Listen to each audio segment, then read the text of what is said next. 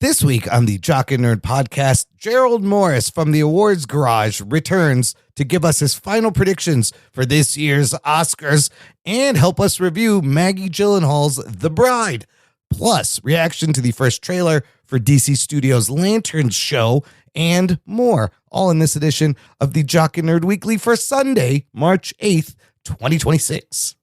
This is Norm MacDonald, and you're listening to the, hang on, I got it here. It says, the Jock and Nerd Podcast, known for their series of gay erotica found on Amazon, No? That's not that? Oh. Well, I fucked that up, I guess. Check. Check one. All right.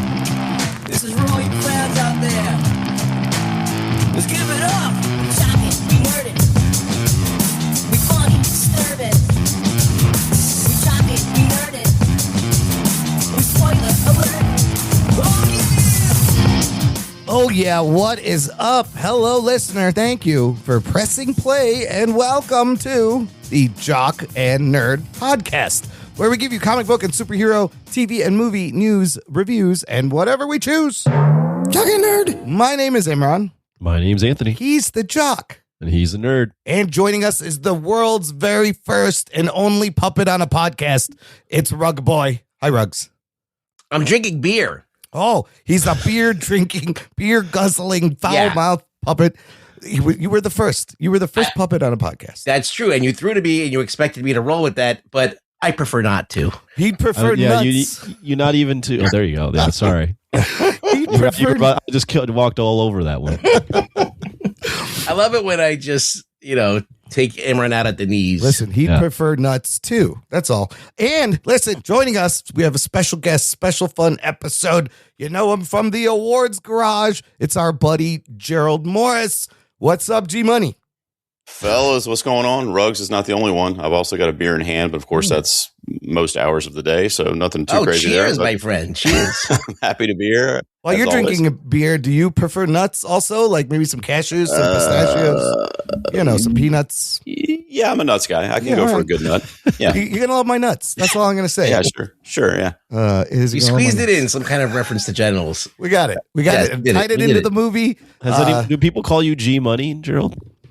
They do, yeah. My nickname, a quick anecdote, but my nickname is G, just the letter G. And it came from when I was in high school. Dr. Dre's G Thing was like a huge song when I was a junior in high school. And I would show up to parties and they would just stop whatever song was playing and start playing it. That's awesome. And so I was G Thing for like my last 2 years of high school. And then it turned into G Star, G Money, eventually G Unit. I mean, any G-Unit. iteration you can think of. I like G Unit, yeah. I can't believe your walk-on song was Ain't Nothing But a G Thing. I'm jealous. I know, it's amazing. Yeah. How old are you, Gerald Morris? I just turned 50 a few months ago. Oh, shit. Happy boys. Shit. Happy birthday. I will be that age next month, in about a month, actually. How does it feel? Oh, man. I wish I could give you some kind of wisdom here. I just like Anthony laughing maniacally in the bathroom. It doesn't really feel any different, honestly. Okay, good. Okay. I think maybe I feel better that I'm like 50, and I feel like I would feel worse, but I kind of feel pretty good. So you weren't immediately filled with dread? Just waking up that morning, you're like, over the half century mark. Yeah. Yeah. You're like, no, 50's the new 30. Everything will be fine. I'm going to relax. Yeah, we're good. Yeah, we're good. Everything's fine. Look, we got a great movie to review. We're going to talk about Oscars, the trailer. Let's get into it. The Jock and Nerd Podcast.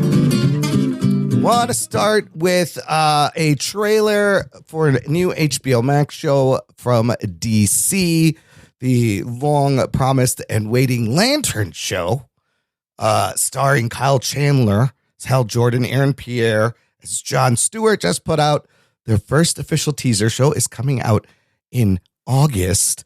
And all we had this whole time was that one picture of the two of them walking down the road. And I was like, that's not very exciting. This is the show. But James Gunn has said, he's promised this is like a crime thriller in the vein of True Detective. And we get this trailer. So a lot of reactions on the internet. Anthony, I'm going to start with you.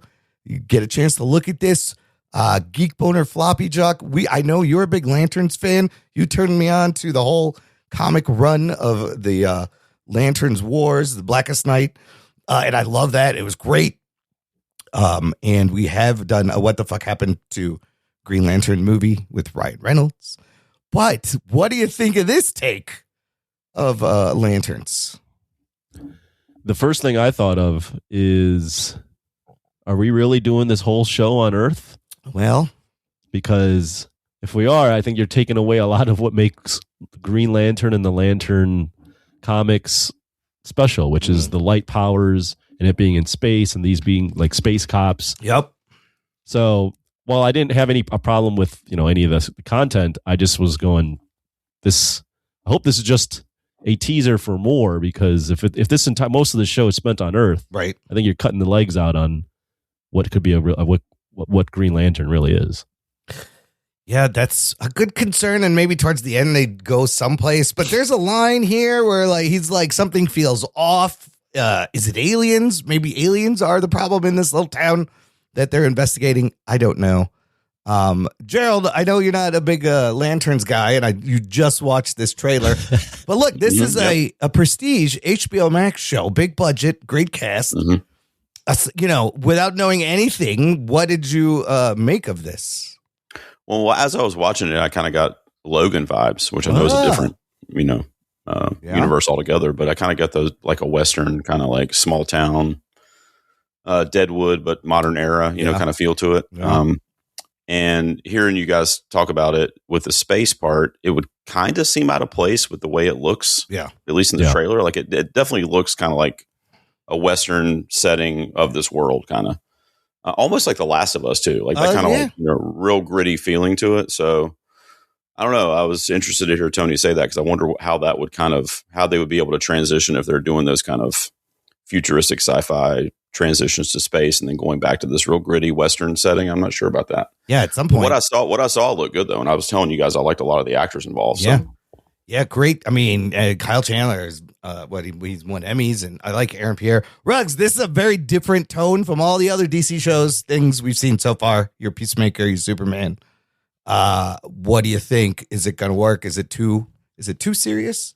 Well, I heard Hal Jordan you dropped the F-bomb, right? Yeah, I love it. It's a fucking Red Band trailer. He swears he goes, "You're a fucking substitute teacher."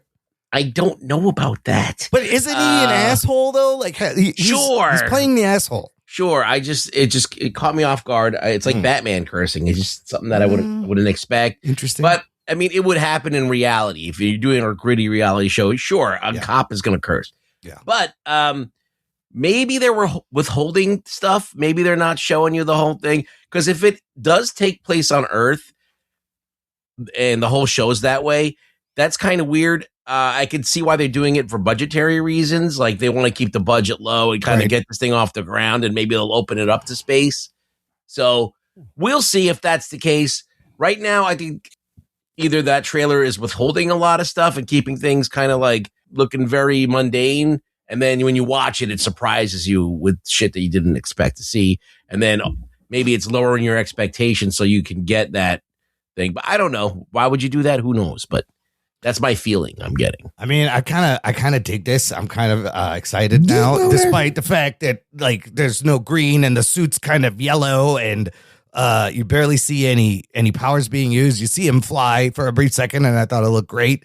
But I'm really into this whole like prestige HBO Max vibe, and it's what he promised. It looks like True Detective with lanterns, like a buddy cop show. You already get the sense that Hal is an asshole and a risk taker, and Jon Stewart, he thinks he could do it better, and he's a little more disciplined. Anthony, what'd you think of the suit and the flying bit? I'm actually having to rewatch it now because I completely forgot. It's a really quick shot of like the suit. It's hanging in a closet, and it's like brown. Yeah, I do remember seeing that. Again, I don't know. I like what Gerald said. The tone is very like Western and gritty. Yeah, I don't know. To me, it doesn't feel like Green Lantern. Like I can see why you like the Prestige, but that's not Green Lantern to me. Like that's like a yellow suit and a Western setting, and I don't know. I mean, I've had my doubts about this show from the get go because, like I mentioned, Green Lantern is a space, like these are space cops, and they have fantastical powers with their rings. Yeah. And there's only so much money that you can put on it, like a TV budget. Like, unless they're just blowing it out of the water. And it doesn't look like that from the trailer. So I don't know. I'm kind of skeptical about the whole thing. I love it when Anthony thinks, why don't you make it like the comics? You know? I love it when he thinks that way. I don't know if the platform is right either. Like I think Green Lantern, if you're going to make that, you either have to do an animated like TV series or feature, or you do a movie. I don't think a TV show makes a ton of sense for lanterns.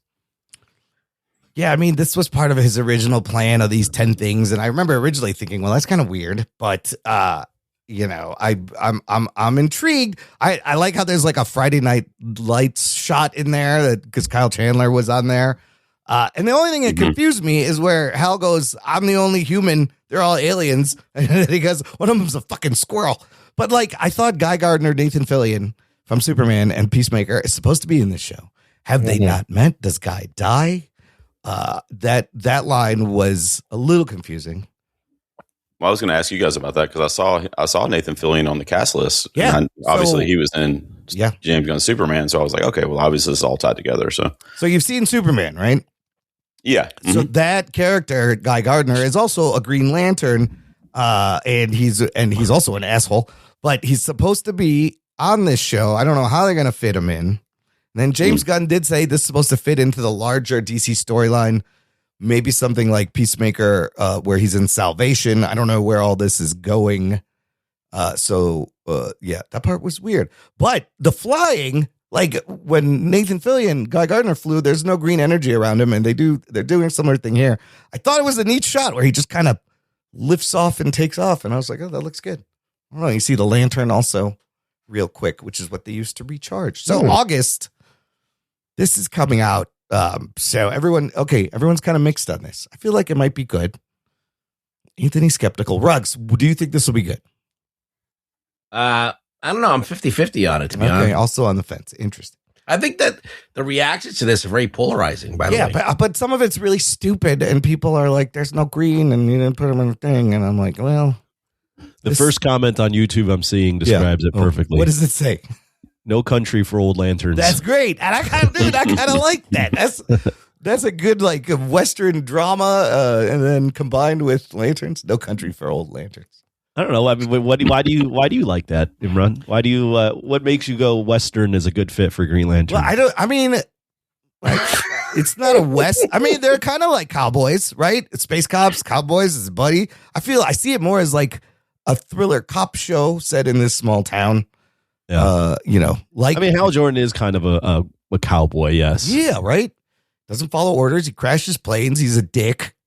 So, and I don't know. I like the swearing. I was like, all right, they're going for it. It's different. I will tell you guys, I don't know if you'll find this interesting or not, but I think having watched it with no investment in Green Lantern and not really even knowing any of the backstory. Yeah. I mean, most of what I know about Green Lantern is from the Ryan Reynolds movie, if that tells you anything. So, which is not great. This looks like a good show to me. So I wonder if the more attached you are to the source material, the further away you'll be excited. Well, yeah, usually when you know what something can be and then it falls short, you're like disappointed. Right. So that's the whole thing about expectations. And instead of meeting the expectations or exceeding, they kind of go in a different direction, and then you don't get what you want at all. It's a different take, and I think the Ryan Reynolds movie kind of burned the source material a little bit, and that's what people remember, and they remember it being shitty. So I think it's smart for them to make this wildly different. Yeah, for the time being, and see where it goes. But all right, listener, let us know what you think. You can join this conversation. Join our Facebook group. It's called Jock and Nerd Nation. Jock and Nerd. There is a link in our episode description. It is a closed, exclusive group, but you'll also find links to our other socials. So you should follow us on Instagram, YouTube, and Facebook, because we finally broke down Rug Boy to set up a camera and shoot some short movie reviews. There are some out there. You may have seen them. Go check them out. Rugs, thank you for doing that. They're hilarious. Yeah, now I'm doing extra work, but I'll do what I can for the socials. I'm going to try and get more people to tune in. They're short and ranty, and they won't take up a lot of your time. And you could see the puppet come to life. It's not. It's a real thing, people. What do you mean come to life? I mean, we're already living. You were already living. Just put the camera on. Big deal. He's got no strings attached. You will see. Anyway, tune in, everyone. It'll be fun. Some of them I'll be naked. I'll be doing all kinds of crazy shit. I'll be jumping up. I'll turn into a werewolf. I don't know, do all kinds of shit. Yeah. We can do it. We're gonna do all that. It's all possible. All right. Anyways, Gerald, we got you here because you do run the channel, The Awards Garage. You are master of everything award season, and Anthony is now your mentor or your protege. Sorry. I'm his mentor? Wow. No, he's your mentor. Maybe I should take on a mentor if you down for that, mentor? Anthony. But I wanted you guys to lock in your final Oscar predictions as the awards are just a week away. March 15th. Yeah. Before you do that, before you make him do something, I just want to we're recording this on a Sunday night. Yes. The show will come out on Wednesday. I don't want to tread on what he's doing. When are your final predictions coming out, Gerald? So we're probably not going to get into all the bottom of the lines and stuff, but I think the top of the line categories like the acting, picture director, all that stuff. Yeah. I think what I'm going to tell you guys tonight is most likely what I'm going to go with. Okay. Because I've been racking my brain on a couple categories that are really up in the air. I mean, you could literally just flip a coin and pick a winner, and that's how close some of these races are. So I don't know why I keep trying to talk myself out of some of my picks. But my final predictions will be out on Thursday. So if this comes out on Wednesday, there is a possibility that there might be some differences in a 24-hour period. But that's good. It's close enough. I want to make sure the listener is aware, just in case. Yeah. One, check out Gerald Morrison's picks that come out on Thursday. But two, if he changes his mind, it's because we're recording this on Sunday night. Right. That's true. That's true. Yeah. Because we do. Yeah, we had you on a year ago. Yeah, and you inspired me to get back into all these types of movies. Yeah, I love it. A year-long journey, and now we're here. And I think we should do the top of the line stuff. Yeah, we'll just do top of the line, director and best picture. Gerald, before we get to there, take us quickly through the storyline so far running up to this, because it seems like this year is a really fun, unpredictable season. It's what it's shaping up. It really is. How did this happen? I've been, covering the Oscars, for really the better part of my life since like the mid 90s. And this is one of the more exciting years, especially in the modern era when they, went to 10 movies and best picture and that kind of thing. So the last decade, this is one of the more exciting, if not the most exciting, just because we don't know. Like, it's really rare for the majority of people that study this annually to go into an Oscars not knowing who's going to win some of the major categories. And we just don't know. Wow. People are going to predict and they're going to have reasons why they think it's one over the other or whatever. But, at the end of the day, it's going to be a situation where when the envelope's open, that's when we'll know. So quick storyline. I mean, this is Paul Thomas Anderson's year. A lot of people have been saying that for multiple months, really ever since One Battle came out, but definitely after, it started getting all the rave reviews, and it just didn't seem like there was much competition for it. And then you fast forward to, the early part of this year, and it started winning all of the major precursors. Like, you recently got the Producers Guild of America, which has matched like 7 out of the last 10 years. And it has a very similar voting style to what the Academy does. So, and a lot of the same members. So that right away, even with just that alone, you would go, oh, well, that's a good head start for one battle after another. But this past weekend, Sinners from Ryan Coogler, of course, from the Black Panther films and a lot of other things, it won the SAG Ensemble Award. It's now called the Actor Awards, but whatever. It's basically the SAG Ensemble. So that's like the award that's given out from industry voters, predominantly made up of actors in Hollywood. It's like over 120,000 members. And they voted for Sinners to win that award. And there's a lot of crossover there, too, with the Academy. Whoa. And that's the largest branch of the Academy, is the acting branch. So a lot of those same members are probably going to be voting the same way when it comes to the Oscars. So that kind of threw a little bit of a mystery kind of into the mix. I still think One Battle has a really, really strong case to... It's definitely the front runner. So if it loses, it'll definitely still be an upset. But Sinners is probably the strongest number 2 we've seen in 10 years. Wow. I mean, it's going to be a tight race. Wow. I mean, it's one of those things. I was thinking about this where One Battle, the PTA being its time, like that is its own like train, right? But then Sinners is this movie that came out in March or April way last early. year. Yeah. And is just sustained this whole time. No one really had it predicted at that point to be anything. And then it's this juggernaut. It makes all this money. and it gets 16 nominations, and it's like in any other year, you know, in the modern era, Sinners would be the runaway winner, it would look like. So it's just a confluence of two things where you've got the storyline with PTA finally getting to do like a big budget movie and it being awesome, but then you've also got Sinners, which is like this cultural moment. So yeah, it's very interesting. But yeah, we'll go over the top of the line categories. But I made you do this last year, Gerald, and I'm gonna make you do it again. Our audience isn't always, you know, watching all of these movies. I think they might have been turned on to some of this stuff this year because I morphed into Anthony Roman Polanthony. Yeah, Anthony. I did Anthony Lanthimos, but I don't know if you like. Yeah, we can go Anthony Lanthimos. Anthony Lanthimos is a guy. I like the way that sounds. Rolls off the tongue. You could go Yorgos Anthos. Like you can do a bunch of different things.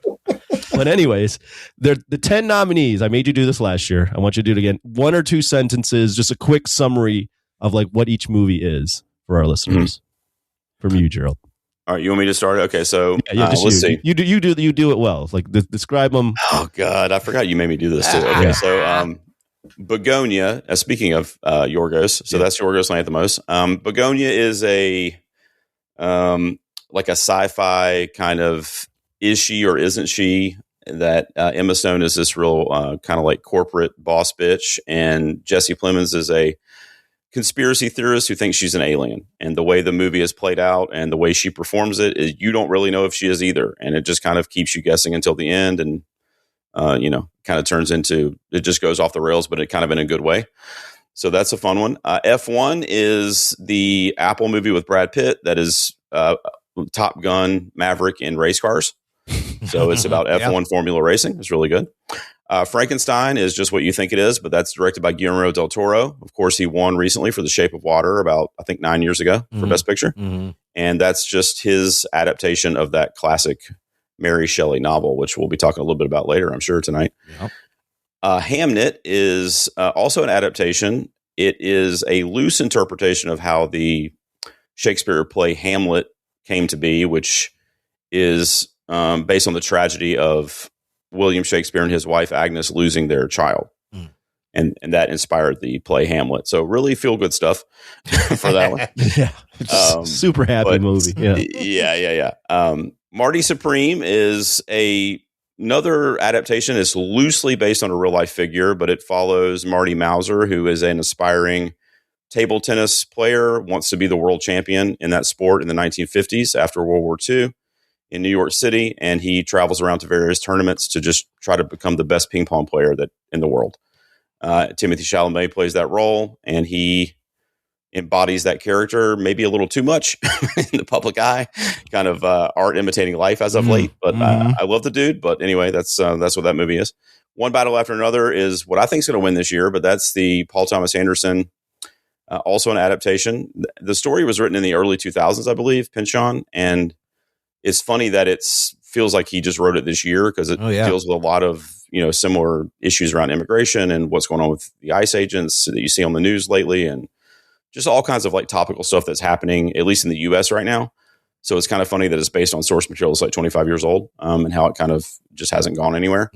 But Paul Thomas Anderson does his thing. It's just he turns it into really an epic film that I think is going to go down as one of the films of the century, honestly, if you look back on it.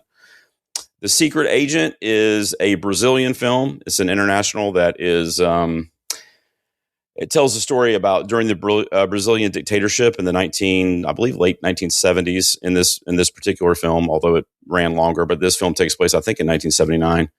And it follows this one man who is traveling back home to be reunited with his child. And he is against the current government that is trying to, that's basically leading the dictatorship. And if you're against it back then, that was not good. You were basically, arrested or in some cases worse. So he has to kind of hide his non-allegiance to them, and while still trying to call them out from like a media perspective to kind of let people know what's really going on. Sentimental Value is a story about filmmakers and actors. It's a Norwegian film, and it tells a very like intimate story about a specific family and this father played by Stellan Skarsgård who kind of let his kids and his wife kind of go by the wayside because he was pursuing his film career. and he wanted to, be a filmmaker. And he ended up being one of the more prominent ones over the course of several years. But in doing that, he basically lost touch with his family. Mm-hmm. And so it's the story of him trying to, regain connection with his daughters. And also he wants to make a new movie based on what he went through with his daughters. So it's, his daughters maybe don't take too kindly to that. And it's kind of weird, but it's also meta and a bit of therapy for him. So that's a really good film. Sinners, I'm sure all of you guys saw, but that's, like I said, Ryan Coogler's latest. That one's really cool because it's hard to really tell you what that was about because it's about so many different things. Yeah. But it's, it bends genres, but it takes place during the Jim Crow era in the South. And these two twin brothers, played by Michael B. Jordan, both of them, come back from Chicago, where I think they were with Al Capone, and they come back to the Deep South where they were originally from, and they just kind of want to open a juke joint for their kind of like friends and family that live around that area, and they do it like on the fly, and they come up with all this stuff to get it going, to have a party to kind of welcome them back to the city, and that night vampires show up, and it turns into a battle for survival against the undead vampires. So that's kind of what that movie is. It's kind of hard to explain, but if you've seen it, you know what I'm talking about. Yeah.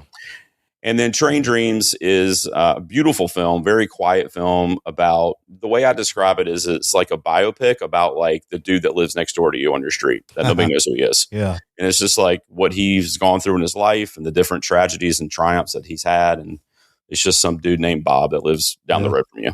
Yeah. What would his life look like? Chops down trees.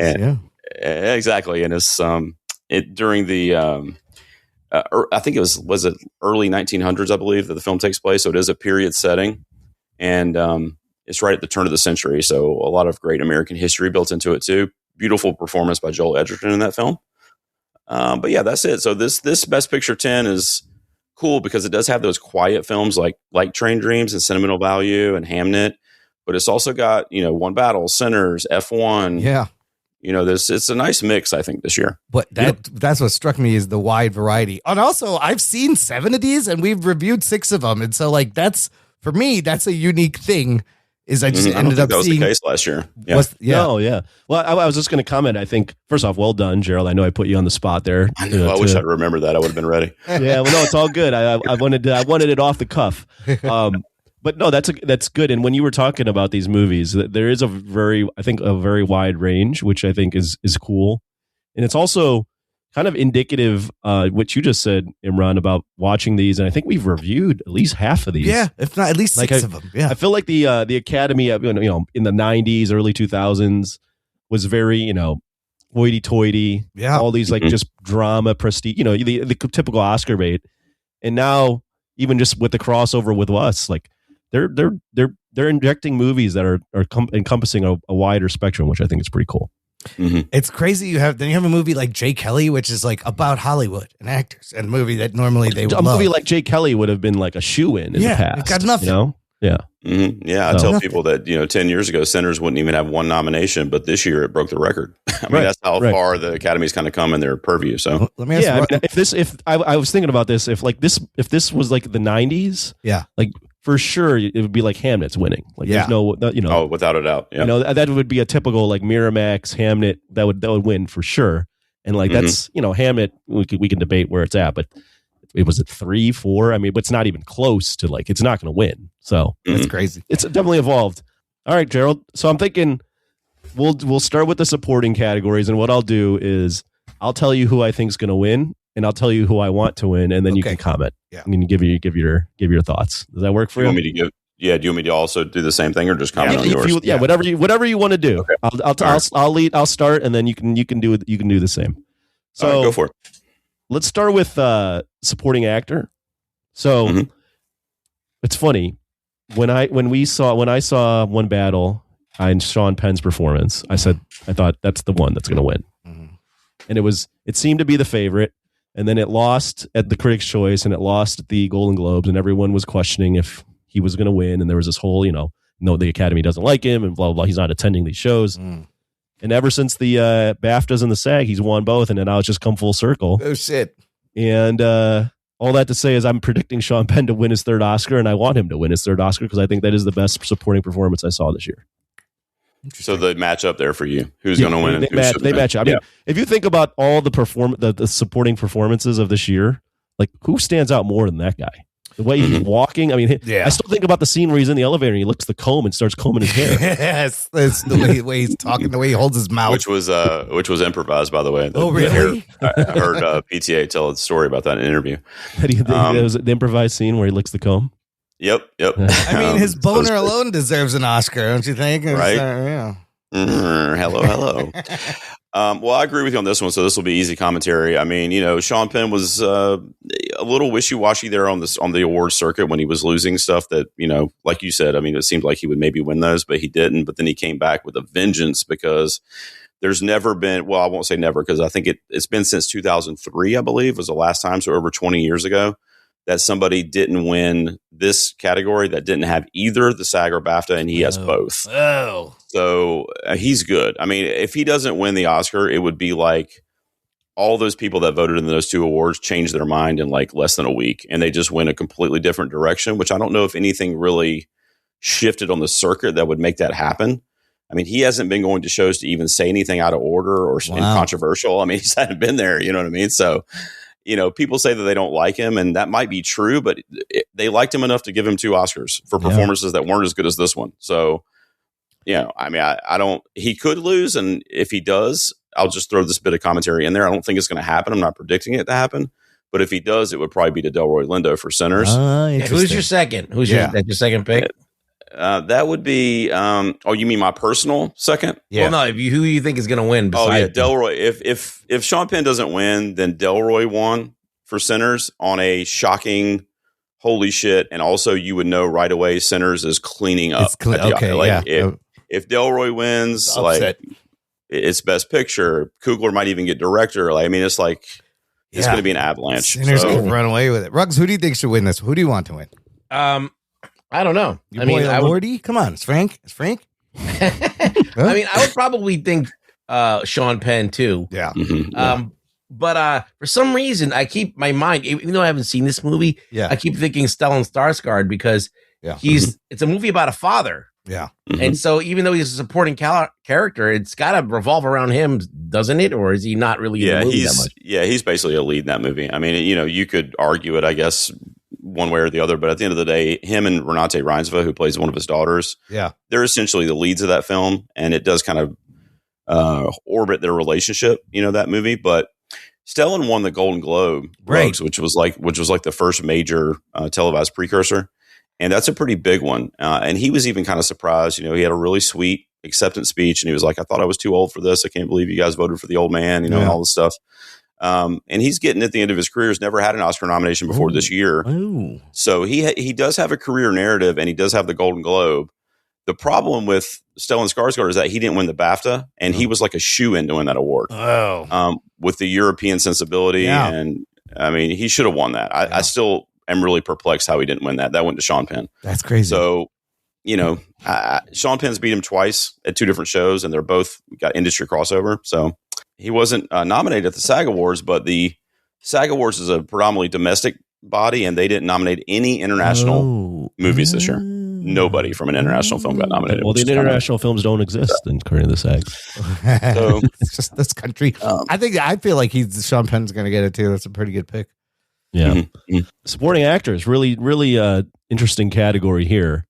With I guess I should. You should read that. Yeah, we should have read. You should have read the nominations. Yeah. For actor, supporting actor, just so the listener. Yeah. So the supporting actor award was Jacob Elordi, Frankenstein, Sean Penn, One Battle After Another.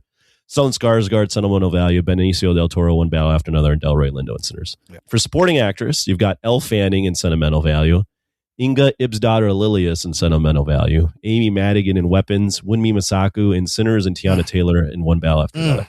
I feel like, Gerald, this one is, you could make the argument it's a 3-way race. This could be the hardest Madigan, one. Wunmi, and Tiana. Yeah, although I think it leans more to, I think, Wunmi and Amy, because of the fact that Tiana hasn't won anything lately. Other than at face value, that's 100% accurate, but you won't know until the night of, because it's just like I was saying with Delroy, if one battle's overperforming, then Tiana is definitely in the mix. Yeah, The thing with the supporting races is that they usually give those out early in the evening. Right. So if they give out supporting actress in the first like half hour, which they probably will based on recent years, and Teyana Taylor wins that, then you can go ahead and call everybody you know and tell them that one battle, one fucking everything.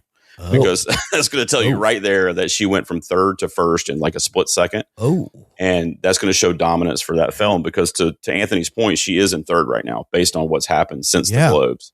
Would you feel the same way if Wunmi wins? Yeah, then what happens? Not quite. Not quite. Just because Wunmi, based on what's happened, and I'm talking about like on paper, based on what's happened, she should win this award. She has the most impressive crossover with what would end up getting an Oscar, which is the BAFTA, which is the British Oscar, and the international crossover there is huge. Amy Madigan has crossover too with the SAG. Yeah. But she's got an asterisk, well, really a lot of asterisks. I mean, she's up against a lot of challenges when it comes to the Academy voters because it's a horror film. It's a solo nomination for that movie. It wasn't nominated anywhere else. So I doubt everybody even watched that movie. If they did, is it palatable for, the older Academy members and whatnot? Interesting. So there's a lot of challenges for Amy Madigan, even though her haul is pretty impressive to get there. But she wasn't even nominated at the BAFTA, the one where Wunmi Mosaku won.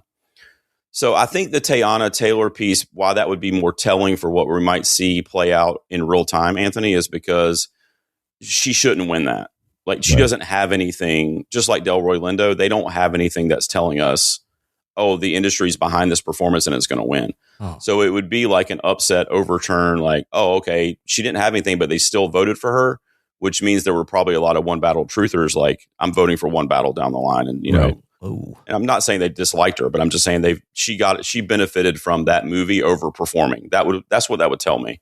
Yeah. Whereas Wunmi Mosaku would show strength for sinners, but also it's kind of expected that she would win. Does that make sense? Yep, it totally does. I feel like that's such a weird pick because when Imran first mentioned it, I think you guys were talking about the Oscars a few weeks ago. Yeah, I'm like, who is this? You didn't even know. And what part is it? Yeah, and then you said, oh, it's the girl that it's the girl that he has sex with that's all I can remember in that part. Yeah, I mean, remember like Teyana. Are you talking about Teyana from One Battle? I'm talking about Wunmi. Yeah. I'm like, Wunmi. Okay, it's the lady with the boobs. That's all I remember. I don't remember great acting. I don't remember anything about that character. Ensemble cast. So that's true. I thought you guys were talking about because the name is kind of I couldn't. It's ambiguous exactly what. Yeah. I was thinking it was like another character completely. You guys were talking about. So I was like, oh, that lady. Okay. It is to that point. I think Wunmi Mosaku's performance is a much quieter, like she's a little bit of like the heart in the movie, right? Because with the dead kid and all that stuff. I'm kind of hope dicting, but I have enough evidence now where I can feel like I'm not just pulling a rabbit out of a hat here. Yeah, my favorite and my pick again aligns. Same. Amy Madigan weapons. And really? The reason for that is you've got the SAG. She's got the SAG. Yeah, I think it can happen now. Even though she's the only one nominated from her movie, when you think about just like the movies this year and like what you'll remember from this year, like her playing Aunt Gladys is like an all-time thing. Yeah, she's the most memorable. Whereas Wunmi or Teyana they're both good in their movies. I don't get me wrong. I think they're both really good, but it's not like the film. Like you won't look back and be like, wow, that was an iconic performance. Whereas Amy Madigan, the only thing that's going against it is the horror thing and also being the only nominee. But Gerald, what do you think? I agree with you. I don't know what this one and lead actor when we get there. I don't know. Get there, so hard. I have no fucking idea what's going to happen. So you have to flip a coin. Everything you said about Amy Madigan is right. And actually after the SAG, I switched to her. I had a guest on my show, and I switched to her. Then I switched back after. I've switched back 3 times in 2 days. So right now, did he say Amy Madigan? Clayton, yes, he also had Amy Madigan, which was really weird for that chat because he picked sinners everywhere else. So I was like, why aren't you picking it for kind of the more obvious one? But whatever. But right now I'm on Wunmi Mosaku. But honestly, the only reason, because everything you said is 1000% accurate, and before Thursday I could change to Amy Madigan and it wouldn't shock me. But whenever there's 2 performances that are kind of up for they're both like a coin toss, I usually just go for the stronger movie across the Academy. And it got 16 nominations, broke the record. Shit. It's gonna win at least 5 or 6 probably at a minimum. So, that's the only reason. I mean, Amy Madigan's the only nomination for her film. She could absolutely win that, as happened before. Yeah. it's been a while. I know Kathy Bates was the only nomination for Misery back in the 90s, and she won, which was a horror performance. But aside from a couple horror performances. Yeah, it is. The Misery is very similar. But you're right about Aunt Gladys being in this group, at least the only one that's going to like live on as a character. I mean, right. The movies might live on, but nobody's going to remember specific characters except for hers. And there's something to be said for that. So I think it's definitely going to be either Woomy or Amy. I just don't know which one it's going to be. So I'm going to choose for my tiebreaker to be the stronger film, which is Sinners by a mile. So wow. I mean, Amy Madigan's the only character that makes a great Halloween outfit. I don't know if that comes into consideration. But all I can predict is it's going to be one of those two. You just keep going back and forth between Wunmi and Amy Madigan. Both the supporting performances, I just think about like what will be remembered. Yeah. Well, Ruggs couldn't even remember Wunmi Masaku, so I don't know. Yeah, exactly. Well, I don't know the other ones from the Sentimental Value. I haven't seen that. Yeah. I mean, there's only 4 people. Those are good performances too, but they're much quieter performances. Yeah. All right, we'll do an easy one, Gerald. I don't think we need to spend too much time on this one. Best Actress, only the nominees: Jessie Buckley, Hamnet; Rose Byrne, If I Had Legs, I'd Kick You; Renata Reinsva, Sentimental Value; Emma Stone, Begonia; Kate Hudson, Song Sung Blue. Jessie Buckley's swept basically every major award, right? And I don't think this is really much of a conversation. She's going to win this one. It's a lock, right? She's as close to a lock as you can get. My pick of these 5 would actually be Rose Byrne. If I Had Legs, I'd Kick You. But you could bet the farm on Jessie Buckley winning for Hamnet. Yeah, if Jessie Buckley loses this, like the world will like stop spinning. Like in the awards world. How crazy would that be if she doesn't fucking win? I'll fall. There's no way. I can't think of any scenario. If that happens, I want to see the reaction. You better post a reaction video like that moment, because I want to see you spit up coffee like you did. Has she won one already? Jessie won an Oscar or won anything? No, she's been nominated twice, but she's never won. Okay, for an Oscar, And I mean, I've seen everything but Sentimental Value. Emma Stone and Begonia, fantastic. Kate Hudson, really good in Song Sung Blue. Oh, don't say that, Gerald. They'll fucking kill you. And Rose Byrne also was very good. If I Had Legs, I'd Kick You. Well, you didn't like all these Song ladies Sung Blue? are good. You didn't like Kate Hudson? No, I think she was the best thing about that movie. I wasn't crazy about it overall, but she was the best. I think she got that performance on like a Nepo baby situation. I mean, she didn't belong in the 5 in my opinion. So, she got voted in because of who she is. Nepo baby. Yeah, because of who she is and her pull in the industry, and it was like a kind of a last minute campaign. The movie wasn't like I don't know. I feel like that she's always been known for being this cute, sexy lady, and she went in the opposite direction of basically played like this housefrau. Right, she did a lot of heavy lifting. Crazy shit happened to her. I feel like that she was like the other side of the coin in the movie, and I don't know. I thought that she actually carried the film pretty well. Gerald, you're dealing with Song Sung Blue truthers here. She did the Wisconsin I liked accent. her in it. No, you guys are absolutely correct. I liked her in it, but I guess what I do when I look at that is I look at the ones that missed. Tessa Thompson from Hedda, Chase Infinity from One Battle is probably the most glaring. I would have put her in there. Jennifer Lawrence from Die My Love was one of my favorite performances of the year. But there's a lot of actresses that I don't know. I feel like did more risky work in their performances, but you guys are right. I mean, I wasn't really thrilled about Song Sung Blue overall, but I did think Kate Hudson was really, really good in it. It's just kind of like what we were saying with Amy Madigan. There's nothing else for that movie. No, even that movie remotely. does not belong anywhere near any of this shit. But. So that's the only thing that's kind of surprising. That's all.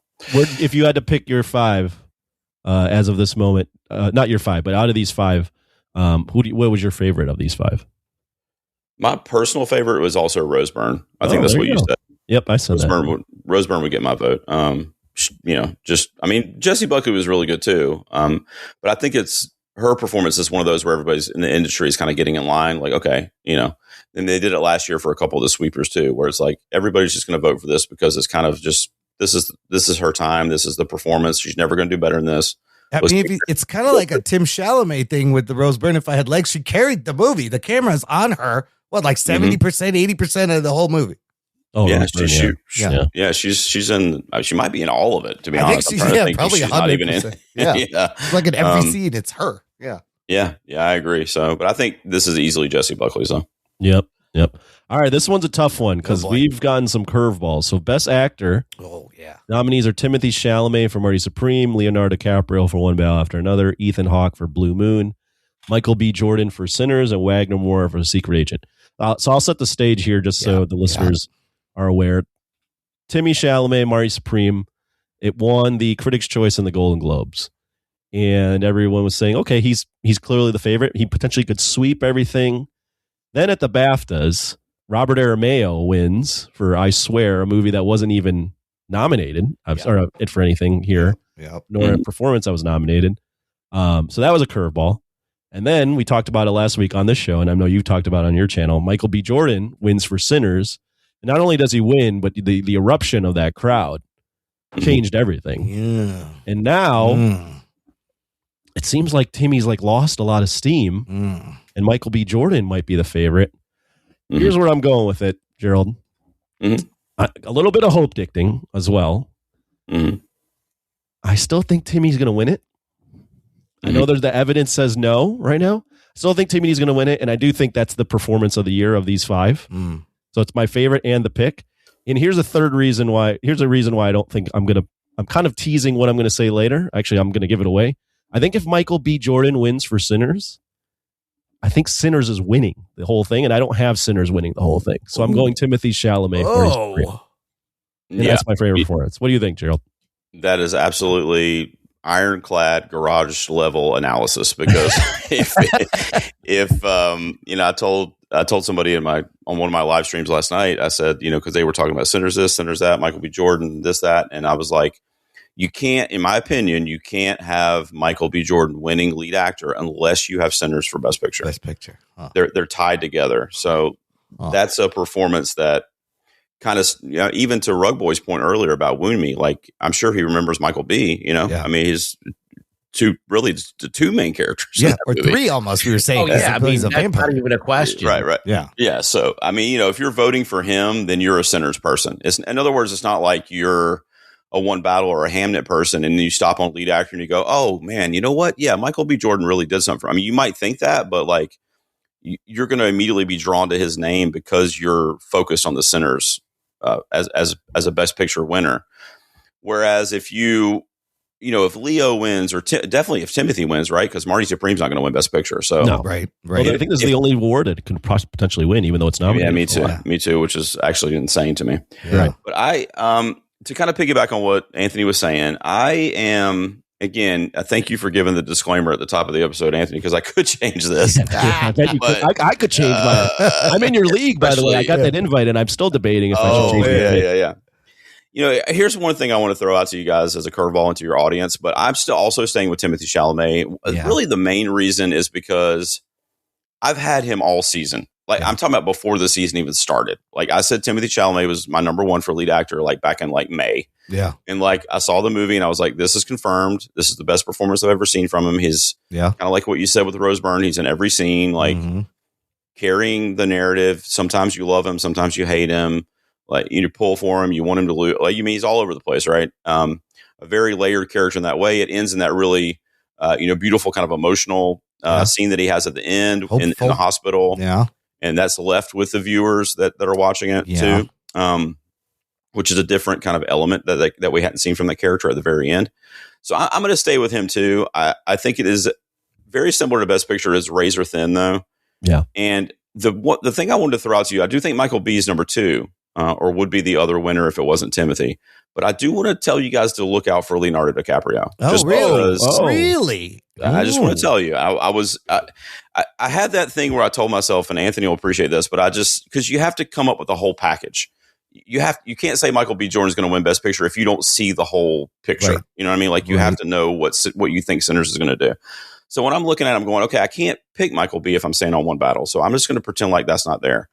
So I go, it makes sense for me to either stay with Timothy or go ahead and just predict Leo, because I think One Battle is going to win. I think PTA is going to win, screenplay director.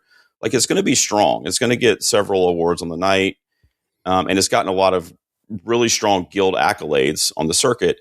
And there's a narrative that exists and has existed that Leo should have definitely more than one Oscar. Yeah. I mean, it's insanity that this dude only has one Oscar for some of the performances that he's turned in. Yeah.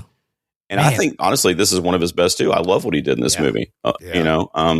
So just if One Battle is the strongest film and they're just going all in on one battle and Timothy and Michael B are splitting enough votes, Leo could be on the stage. So actually, he might not be on the stage. I think he's filming with Scorsese right now. Oh, he's not here. He might win. Yeah.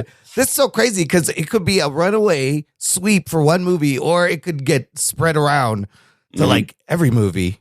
And so Ethan Hawke, Wagner Moura out completely. Nothing. Wagner Moura could sneak in there, but yeah. I know Ruggs likes Ethan Hawke. Performance in the I do too, man. He was really, really fucking good in that movie too. Ruggs, who would you pick? I thought you did. I thought you did. I like Ethan Hawke. I think that he gave it his best. I think this is his best shot that he's ever done. At doing a character that's not him and kind of disappearing into a role. I feel like this is his biggest swing as far as that is concerned. So yeah, I don't know if it worked. The movie worked for me 100%, but I think that he tried. He gave it his all. Who do I think should win this? Yeah. I don't know. I don't like Timothée Chalamet. I don't like his Gen Z attitude. I don't like his. I just don't like him. Rubs you the wrong way. But he did carry that fucking movie. Yeah. And even so, now I like Michael B. Jordan. And so it was very easy for me to like him in Sinners. But so I think Timothée Chalamet had to overcome my disdain for him when I watched the movie, and so I actually like Marty Supreme. So I think that was more of a master stroke by Chalamet winning me over. Now Leo, I like also very much when I'm just been growing up watching Leo, doing shit, So I enjoyed this character from him too. I enjoyed his like quirkiness and his kind of paranoia, and his stoner Leo is great. I mean, how can you hate stoner? He's very vulnerable and insecure. There's a lot of that in there, and he did that really well. So there's a lot of good players in this. Yeah, no, it's a good roster, but I mean, Ruggs, that whole where you don't like Timmy. Yeah, I think that's a lot of I know Gerald's very familiar with this, but that's a lot of the narrative that's coming around now is, well, maybe his campaign and this is just his overall aura, gimmick, whatever his personality has rubbed a lot of the voters the wrong way. I mean, he went around kind of acting like Marty Supreme in real life. But it is a performance where this is a piece of shit character, but you kind of root and fall in love for him by the end. That is hard to do. And he pulls it off. And I think you're probably right. It's his best performance. But also, I think that's one of Leo's best performances. So this is fucking hard. And I love Michael B. Jordan Sinners. And if nothing else, regardless of who ends up getting the award, I think it will be dissected because Timothée Chalamet, I've never seen, and I've been covering this for a long time, I've never seen one individual person like market themselves as much as he has the last few months during awards. He's fucking everywhere. Yeah. Like everybody that he knows in Hollywood, Chris Nolan, Ben Affleck, McConaughey, like Elle Fanning, who's even nominated herself for one of her movies, took time out to promote him, he's just calling in every single favor that you could possibly imagine. He's been on every podcast you can name. But isn't that what you have to do? Isn't that what you have to do these days now? Yeah. So, but it makes you wonder because it's like Sean Penn hasn't even left his house in 2 months. He might win a third Oscar. You know what I mean? So it's like it just calls into question like what the campaign strategy should be. Because whether you love Timothy or hate him, I mean, you can't avoid him if you follow award season. He's everywhere. Yeah. So it's might just be overexposure. And where people are like, maybe somebody goes, maybe one voter goes, I'm going to vote for him just because I want him to go away. Like, fucking leave us alone. You know what I mean? And maybe the next voter is like, well, I'm not going to vote for him because I'm so tired of seeing him and showing up in my feed or whatever. So if you don't give it to him now, he's going to just do this again in the next fucking movie. So there is that. The thing is, not to spend too much time on Timmy, but the Oscars, I mean, it's when they don't win at the young age, I mean, it could take forever. Like these guys, I think a good example is like Al Pacino, right? Yeah, he could have won it for Dog Day, and it took another 16 years, and he won for Scent of a Woman, which is like no one remembers that movie. Yeah, to go back to Leonardo DiCaprio, it took 17 years. I mean, from his first nomination to when he won. So I mean, they like to make you wait for sure. So the difference with Timothy when people bring up that argument to me is that he's already been there. Like this is his third nomination, right? In like 6 years. So I mean, it's like he's age wise, he's still young because I think he just turned 31. Yeah. But like in terms of like how often he's been showing up at the Academy, it's not like he's an overnight success. He's been showing up consistently since 2017. So, Well, and the other thing about Timian for me is, you did all that campaigning and you did all that promoting for Marty Supreme, but you know what? It worked. I mean, Marty Supreme made $95 million. It's a $160 million movie. That movie is not based on anything. It's an original, and that movie drew more domestically than Leo's movie. So he wanted to prove that he was a bona fide movie star that could draw a box office, and he did that. So in that sense, it worked. Yeah. I think his go-getter attitude and like, I know Rugg said he didn't like him, and that's interesting because I respond to it. Maybe it's because I have a daughter that's young and that wants to be in film, and she's like that with me and like people that she's close to. Like, I'm going to do this, I'm going to change this, I'm going to, and I just respond to like his kind of drive and determination, and then to also piggyback on what Rugg said, when you see him, and I'm talking just the craft of acting in the film, whether you like the movie or not, but when you see his performance, he's always turning in just like stellar, like top tier, like he's been acting for 50 years, like ace shit. So Marty Supreme's the best he's ever done. It's his third nomination. I think he was really close to getting it last year for playing a real life person in a music biopic, right? Bob Dylan. Yep. But that didn't pan out. So maybe they're going to kind of make up for that this year. I think it's going to be really close, and it's going to be either him or MBJ, or if they kind of fight it out too much in the voting ballots, Leo could surprise. Damn. But so. Wow, that's going to be interesting. We'll move on to director. Yeah. So the nominees are Paul Thomas Anderson for One Battle After Another, Ryan Coogler, Sinners, Chloe Zhao, Hamnet, Josh Safdie, Marty Supreme, Joaquin Trier, Sentimental Value. All the numbers, everything is pointing to PTA winning this, getting his first. Well, actually, he'll probably get his first Oscar earlier in the night with the screenplay, but first directing Oscar. Now, Clayton Davis, who you had on your show, the guy from Variety that writes on about all the Oscars, made a really compelling case for Ryan Coogler. Oh, my pick is PTA, just because all the evidence says PTA, and I would love if PTA got his first Oscar. I would prefer Ryan Coogler because I think there's also a great story there. I mean, African American man's never won Best Director. 98 years of the Oscars has never happened. It's kind of crazy. Yeah. I think it's equally as good a story. I think they're both good stories, but my pick is PTA. If Ryan Coogler wins for Sinners, you want to talk about like it's a steamroll foreshadowing, then you know that Sinners is winning. Yeah. But if PTA wins, I do think it's possible to split, and they do a PTA. They do a PTA Sinners, but I don't see it going the other way where it's Coogler, Sinners, and One Battle winning Best Picture. That would be crazy. Yeah, that would be nuts. So yeah, PTA, Gerald, I think you're probably aligned, but what are your thoughts? Yeah, I mean, it's PTA. I mean, there is a window where Coogler could upset here. Just kind of what you said. I hear that sentiment a lot, actually. I hear that sentiment where people are like, it's PTA's time, and it's crazy that it doesn't have an Oscar. I mean, the guy's everything he makes is like a fucking masterpiece. It was like 14 nominations with the ones he got this year and no wins. So 11 nominations, no wins coming into this year is like insanity. So I think everybody's kind of just over that stat, and they want to kind of, correct that sin. But I hear that, and then I hear it's followed up with, but if I was voting, I would vote for Coogler. He would get my vote, because I think the actual directing that we see in the frame, whether that's the aspect ratios, IMAX, right, the different things that the director's doing in the film. Yeah. I think a lot of people's sentiment is that they want to give PTA the Oscar, but hey, just so you know, I think Coogler did a better job directing. So how does that translate in the ballot, on the ballots? You know what I mean?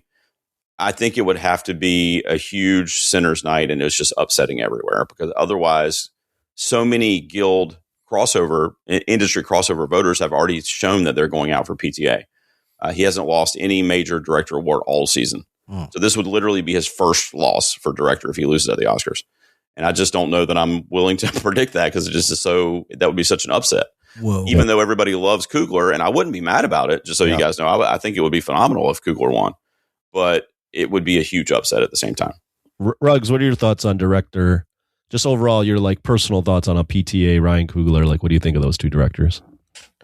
Wow, that's a loaded question. Well, look, Ryan Coogler has got a lot of talent, and he's just getting started in his career. Yeah. I personally think that even though I like Sinners and I think it's a really good movie, I don't think it's the best movie of the year. I think One Battle or Marty Supreme are both. I think they do something with less.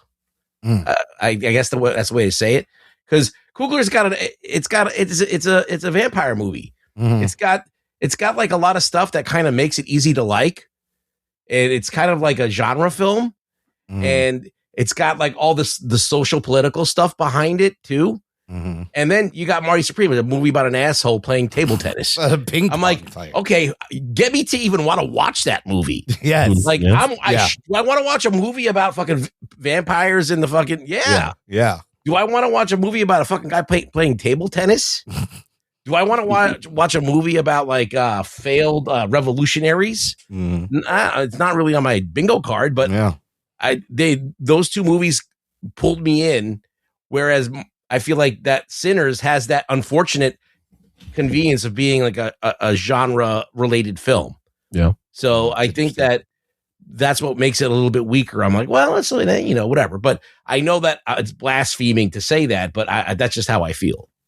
No, I mean, I think, well, Gerald, isn't Marty Supreme your favorite movie of the year, or wasn't it? Yeah, it's the biggest tell for me should have been when I realized what my favorite movies in the category were, that they weren't going to do very well. That always happens. But Marty Supreme and Sentimental Value are my top two, and they could both blank if Timmy doesn't win. So we can. This is a good transition to Best Picture, and I'll set the stage here. So, One Battle has been the runaway freight train. It's won basically everything. It has the narrative with PTA. It has, it's PTA's first big budget movie as well. Great actors, great cast, timely movie, all that stuff. Then this little thing called the Actor Awards happens, and Sinners wins Ensemble, like you mentioned earlier, Gerald, and the eruption for that. And you also have the fact that Sinners was nominated for 16 movies. Yeah. And there's this thing, I stole this from you, Gerald, but I do feel it, is there's like the unmeasurable thing, which is the passion, right? And it feels like there's just a lot of passion behind Sinners. They're rooting for Sinners now. People are rooting for Sinners. There's a lot of passion. So all that to say is One Battle is clearly, like, if you look at all the numbers, is clearly the favorite. But Sinners is about as live dog as you can get for not having really won anything other than SAG Ensemble. Yeah. Again, the 16 nominations, the passion. My pick, I'm not a risky guy when it comes to like my stocks, my picks, anything. Yeah. So I'm picking still One Battle to win it just based on the data. Yeah. Ryan Castleman is a YouTuber that loves data and has been on Gerald's show. But my personal pick would be Sinners. And if Sinners won, I would be over the moon. I'm sure we will probably know going into that award based on some of how these other awards play out, what's going to win.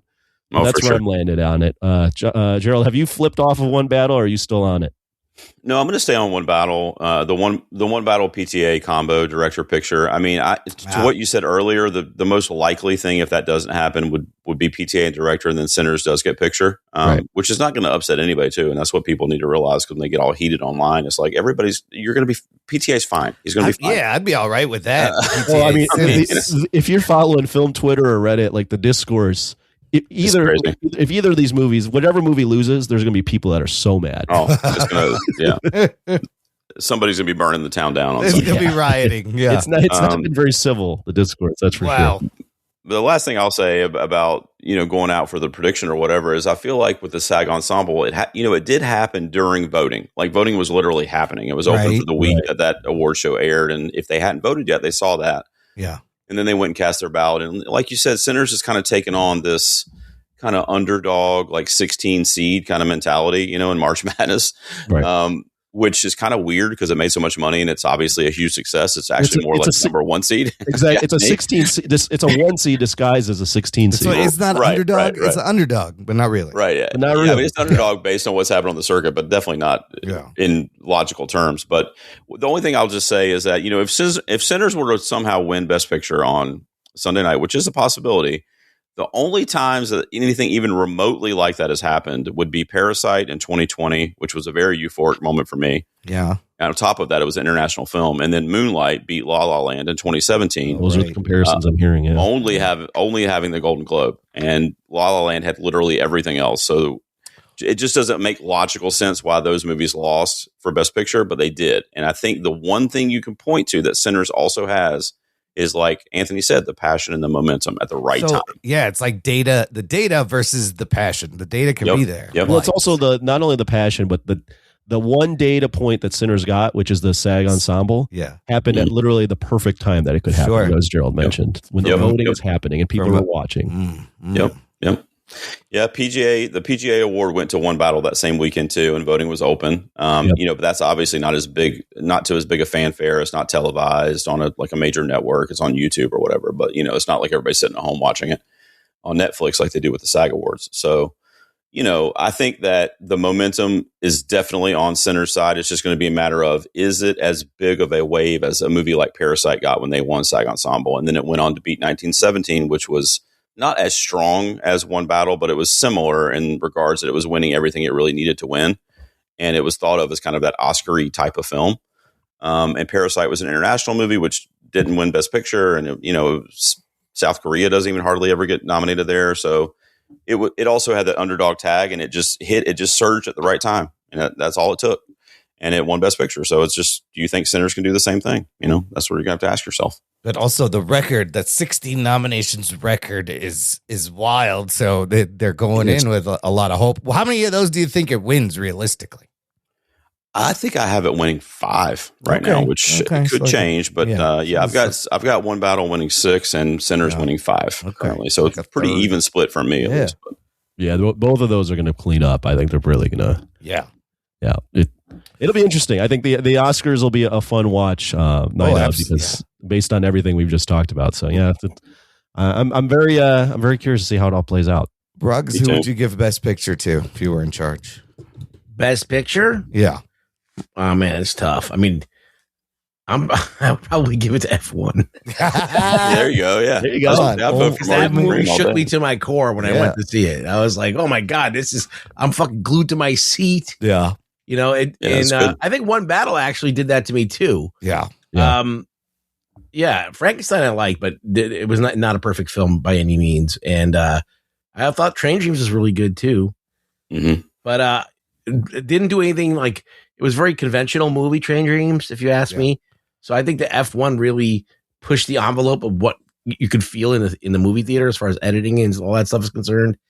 And I also think that One Battle and Sinners, we're kind of doing some crazy stuff as well. And all these movies they're on streaming services. I think Hamnet just got put out on Peacock. Secret Agent came out somewhere.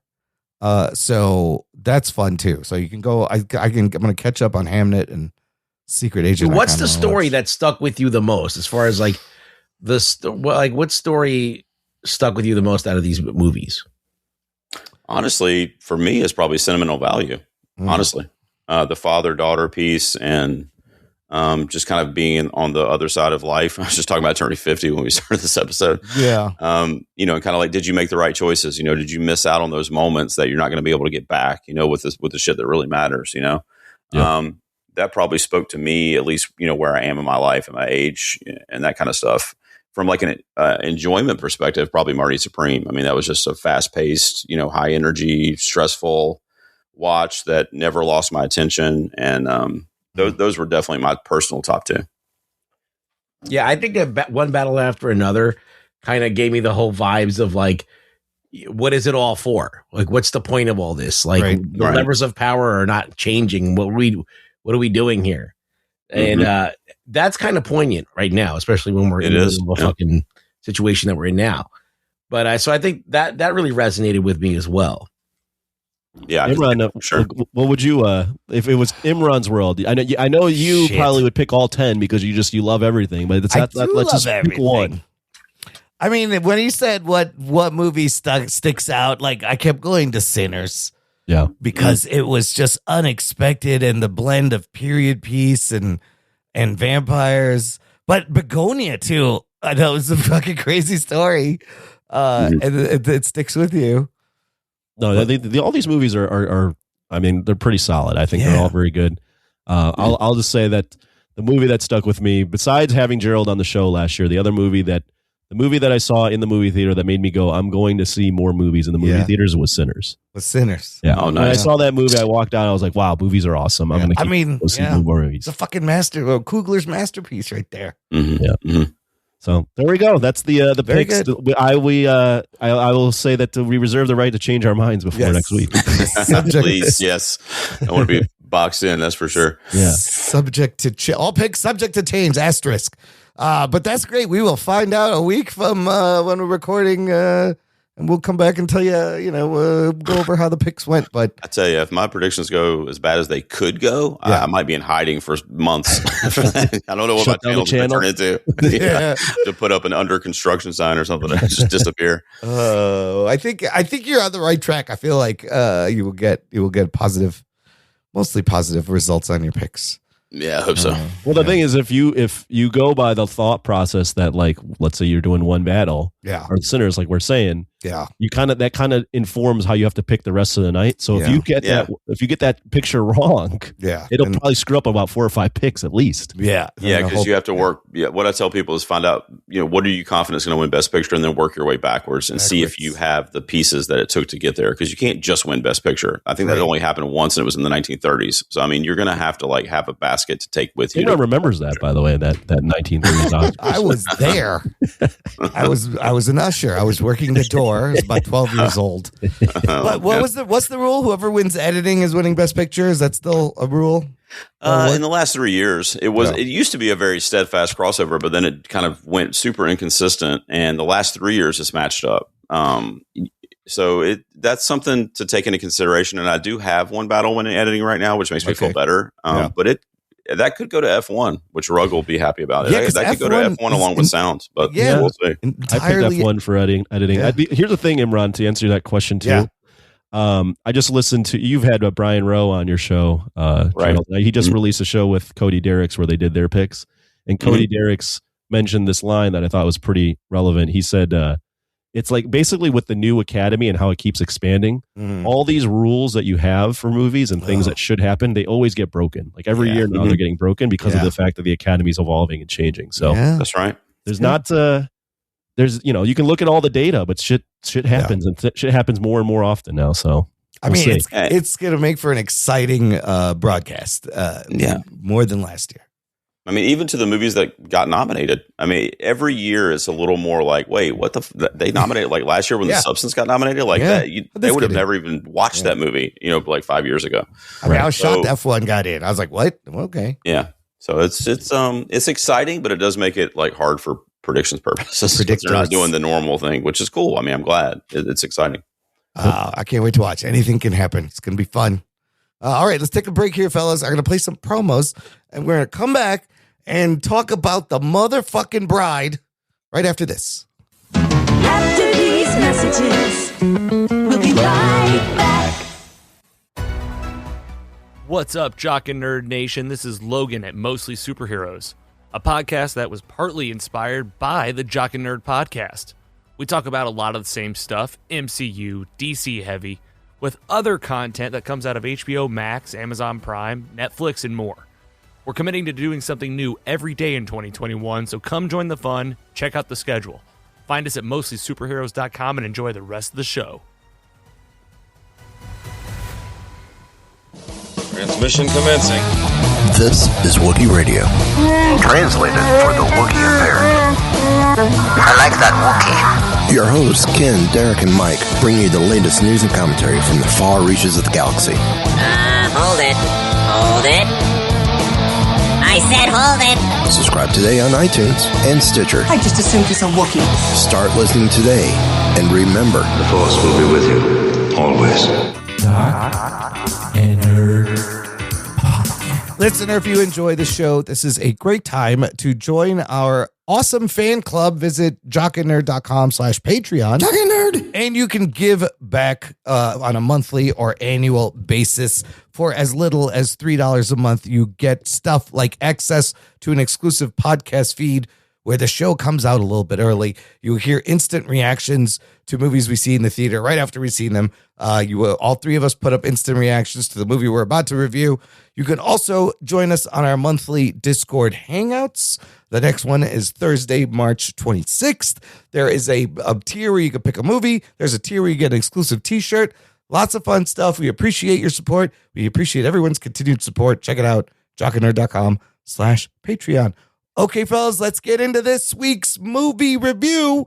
We are going to be discussing The Bride, ! Here's your spoiler alerts. Strap yourselves in, you fucks. Spoiler time. You have to say it like that. The Bride, written and directed by Maggie Gyllenhaal. This movie is inspired by the 1935 film Bride of Frankenstein, which itself was inspired by the 1818 Mary Shelley novel Frankenstein. On Rotten Tomatoes, the movie currently sitting at 59% tomato meter critic score. The audience giving it a 73%. Metacritic, this thing's hitting up at a 55. Anthony, what's the letterbox there? You got it? 3.0. Oh, right in the middle. 3.0. But rarely above the average, like 2.5 would be the average. Yeah. Okay. This movie budget estimated to be $80 to $90 million, but I've also seen it in places at $100 million. So having said that, here's what does the opening weekend. Now, let me just tell you, this was distributed by Warner Brothers. Warner Brothers. It's supposed to be distributed by Netflix. Was it originally? Yeah. Oh, Warner Brothers picks up distribution, and Warner Brothers currently on a 9-movie hot streak. Their last 9 movies in a row opened at number 1. The movies, real quick, are Minecraft movie, Sinners, Final Destination, Bloodlines, F1, Superman, Weapons, The Conjuring: Last Rites, One Battle After Another, and Wuthering Heights. The latest one opened at number 1. Well, the streak has been broken, people. Oh, shit. This thing opens at number 3, this is Sunday. We don't have final numbers, but this is the projected Monday numbers. 7.3 million domestic opening, and only sitting at 13.6 million global. So, look, they had a nice 9-movie hot streak that kind of ends here. The movie stars Jessie Buckley as Ida and the Bride, and Penny. She has several names. Christian Bale here playing Frank, or Frankenstein's monster. You have Annette Bening as your mad scientist, Dr. Euphonius. Penelope Cruz, Peter Skarsgård are a pair of detectives in here. Jake Gyllenhaal, Maggie's sibling, right? Their brother and sister. Playing an actor, Ronnie Reed, that's in the movie. And then, this is my favorite. This guy's everywhere. Fucking Zlatko Buric. You don't know his name, but I fucking hate that guy. You know his face. He was the leader of Baravia and Superman. He was the director of Wonder Man and Wonder Man. And he didn't do anything. He said and I was like, oh shit, isn't that guy again? I love that guy. He's got a great accent. Playing Lupino. I can't stand that guy. The mob boss. This fucking guy is in everything. The movie's runtime, 2 hours, 6 minutes. It is rated R. Anthony, what is The Bride about? Oh, The Bride is about this lady named Ida in like the 1930s who is involved in as like a prostitute. She dies and she gets inhabited by Mary Shelley's spirit because Mary Shelley wants to continue her story about Frankenstein and the Bride. And along with that comes along Frankenstein, who's been around for a while, and he's looking for a bride. So she gets reanimated, and then they go off and go on an adventure together. And she's trying to figure out, she being the bride, who she really is and how she fits in and what her past was. And yeah, that's the movie. Yeah. And Frank's trying to figure out how to care for her and be with her. And, so I know what you guys think, because if the listeners on our Patreon joined up for our Patreon, you had heard instant reactions from all three of us. What I don't know is what Gerald thinks. So we're going to start with Gerald. Opening overall thoughts there, Gerald Morris. Well, shit. I'm a patron. Let me go listen to that real quick. Okay. We'll wait here. No, I'm kidding. Well, I mean, what were your expectations coming into this, and then how'd you feel once it was over? Okay, I'll start there. So this was actually really high on my anticipation list for the year. Really?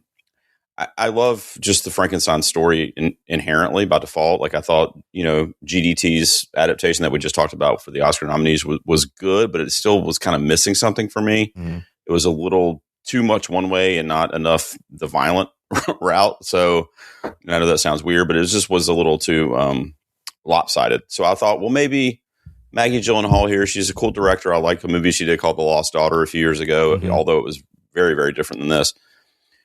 For me, the easiest way I can kind of sum this up, I didn't hate this movie. I was kind of mid on it.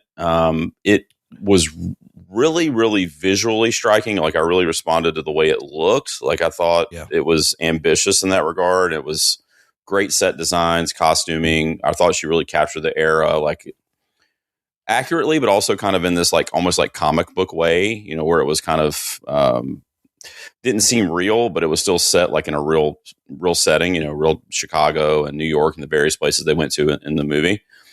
So I really liked it. I thought it was super ambitious. It was just too messy. And I didn't know beforehand about the whole Mary Shelley ghost thing. Yeah. And I didn't know, or spirit or whatever you want to call it. And that kind of threw me off in the very, very beginning. Cause that's the opening scene is Mary Shelley kind of doing her thing, but it's Jessie Buckley, who I know stars in the movie. So I'm like, well, what the fuck is going on here? So it just kind of took me off guard, and I had to kind of get my reins about me to kind of feel what was going on. But then the problem was that once I kind of got it, it didn't really continue down that route. It was kind of all over the place structurally for me, and I didn't really know, is it supposed to be a Bonnie and Clyde story?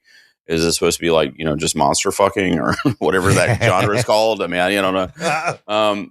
So I didn't hate it, but it just was a lot of style and very little substance for me at the end of the day. Interesting. All right. Okay. Yeah. This is great. We're going to go to Anthony next. Oh, appreciate it. If you heard me on Patreon, you'll know that I didn't have great things to say. I've had a couple days to think about it. I still don't have great things to say about this movie. Here's the thing. This movie is very ambitious, I think, in terms of like the swings it takes and like the style and like the different plot elements that they're trying to inject in with the possession of Mary Shelley, Mary Shelley possessing the mob, the detectives, this like monster fucking, whatever the hell it is. So, but the thing is, when you take big swings, sometimes there's big misses. And I think this is a big miss. This movie did not work for me at all. At all. At all. Like I was actively like, when is this movie going to end? I can't stand this movie right now. This movie sucks. Yeah, I just didn't coalesce into anything. I thought like kind of like what Gerald said. There's just a lot of style, but not a lot of like actual meat on the bone. A lot of like plot threads that kind of go nowhere. I didn't really understand what the point of the story was. Like, was it a Bonnie and Clyde film? Was it like a female empowerment? Like she's like resisting, but then she doesn't really resist Frankenstein. And then it's like, I had the same feelings. I saw this right away. I looked on Letterboxd as I put my score in, and I saw some of the comments, and I had the same exact feeling watching another movie that's often being compared to, which is Joker Folie à Deux. Yeah. Where I watched that movie and I was like, I don't know what is happening, what the point of all this stuff is. Yeah. And I'm like actively bored or mad watching this movie. And I felt the same way about this. So yeah. I think this movie sucks. Succinct to the point. I like it. We can get into more the details later, but yeah, that's what Rugs. Where'd you land? Opening thoughts. I saw a movie that did this 1,000 times better, and it was called Poor Things by Yorgos Lanthimos. Oh yeah. It really did the whole and everything that she's trying to do in this movie. It was done better and more brilliantly, and much more enjoyable to watch. This film doesn't need, like, I couldn't put my finger on what I hated about this film. Like, I like aspects of it. I don't think it's complete trash like Anthony does, but like there were people walking out of the theater. What? I saw articles of mass walkouts of this movie just today. There was like 20 people in the theater, and by the time it was over, it was like me and like 2 other people. When do they leave? Like after, like, I think the scene where she becomes Frankenstein or becomes the bride of Frankenstein, and she starts throwing shit all over the place at the dinner table. Yeah.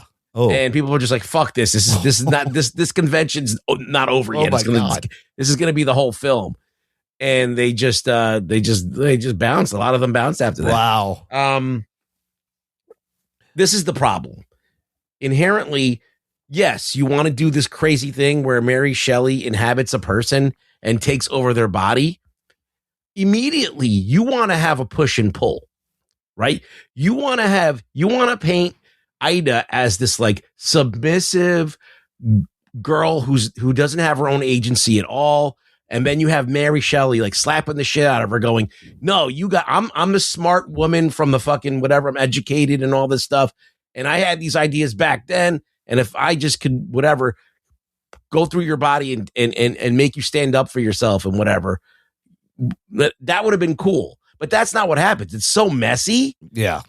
And you don't even know what Mary Shelley is doing besides making like alliteration and stuff and like doing wordplay. Like it doesn't really do anything except for make the actress have to do a crazy acting job. Yeah. So it's a convention to have Jessie Buckley do all this great acting, but it doesn't service the film. It doesn't service the narrative. Maybe it does, but I didn't get it. And I was wanting to get it. I'm sitting there trying to pick it apart and let me get what they're trying to do here. And it just wasn't done enough. That push and pull wasn't happening. So it just seemed like random and explosive, but didn't really work.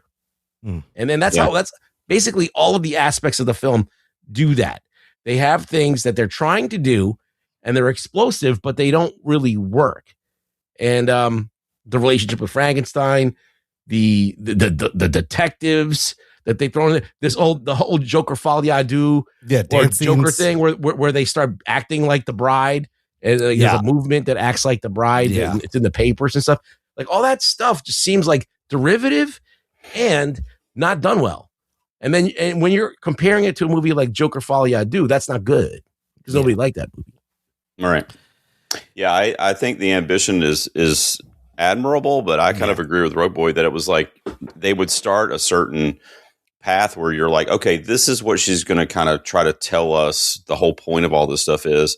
But then Gyllenhaal or the script or whatever would abandon it, and it was like they just forgot about it. Like the whole thing about the female empowerment and this uprising, around that, movement, and they were, loitering and doing all that shit in that couple scenes to like show that, women are badass or whatever, which I mean, that's fine. But like where else was that the rest of the movie? It was one because scene. by the end of the film, she basically succumbs to just being with Frankenstein. You know what I mean? Like it's like it doesn't make sense. It didn't add up. Well, leading up to that, what does she even do in the ballroom that's so empowering? She just looks like she's going crazy. Yeah, a little bit, and she says words that people repeat and take as a mantra. But she makes like a little Joker cult. Kind of weird. My opening thoughts, all your points, I'm kind of on the same page with you guys. I think I lean more towards Gerald because I did appreciate it's very stylish. It's great to look at. I love the costumes, the set pieces. Some of the architecture reminded me of like Tim Burton's Batman. Mm-hmm. Batman, Burton's Batman. You're going to say it reminds you of Tim Burton's Batman. I'm like, I've seen that.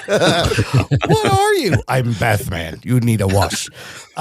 So the performances are great. There are tons of ideas in this movie, and it's too many ideas. And like you guys said, it's just messy. It doesn't amount to anything. I think, Anthony, you said in your Patreon, like it reminded you of Good Luck, Have Fun, Don't Die in a way where there's tons of ideas in that movie and they're just kind of thrown in there.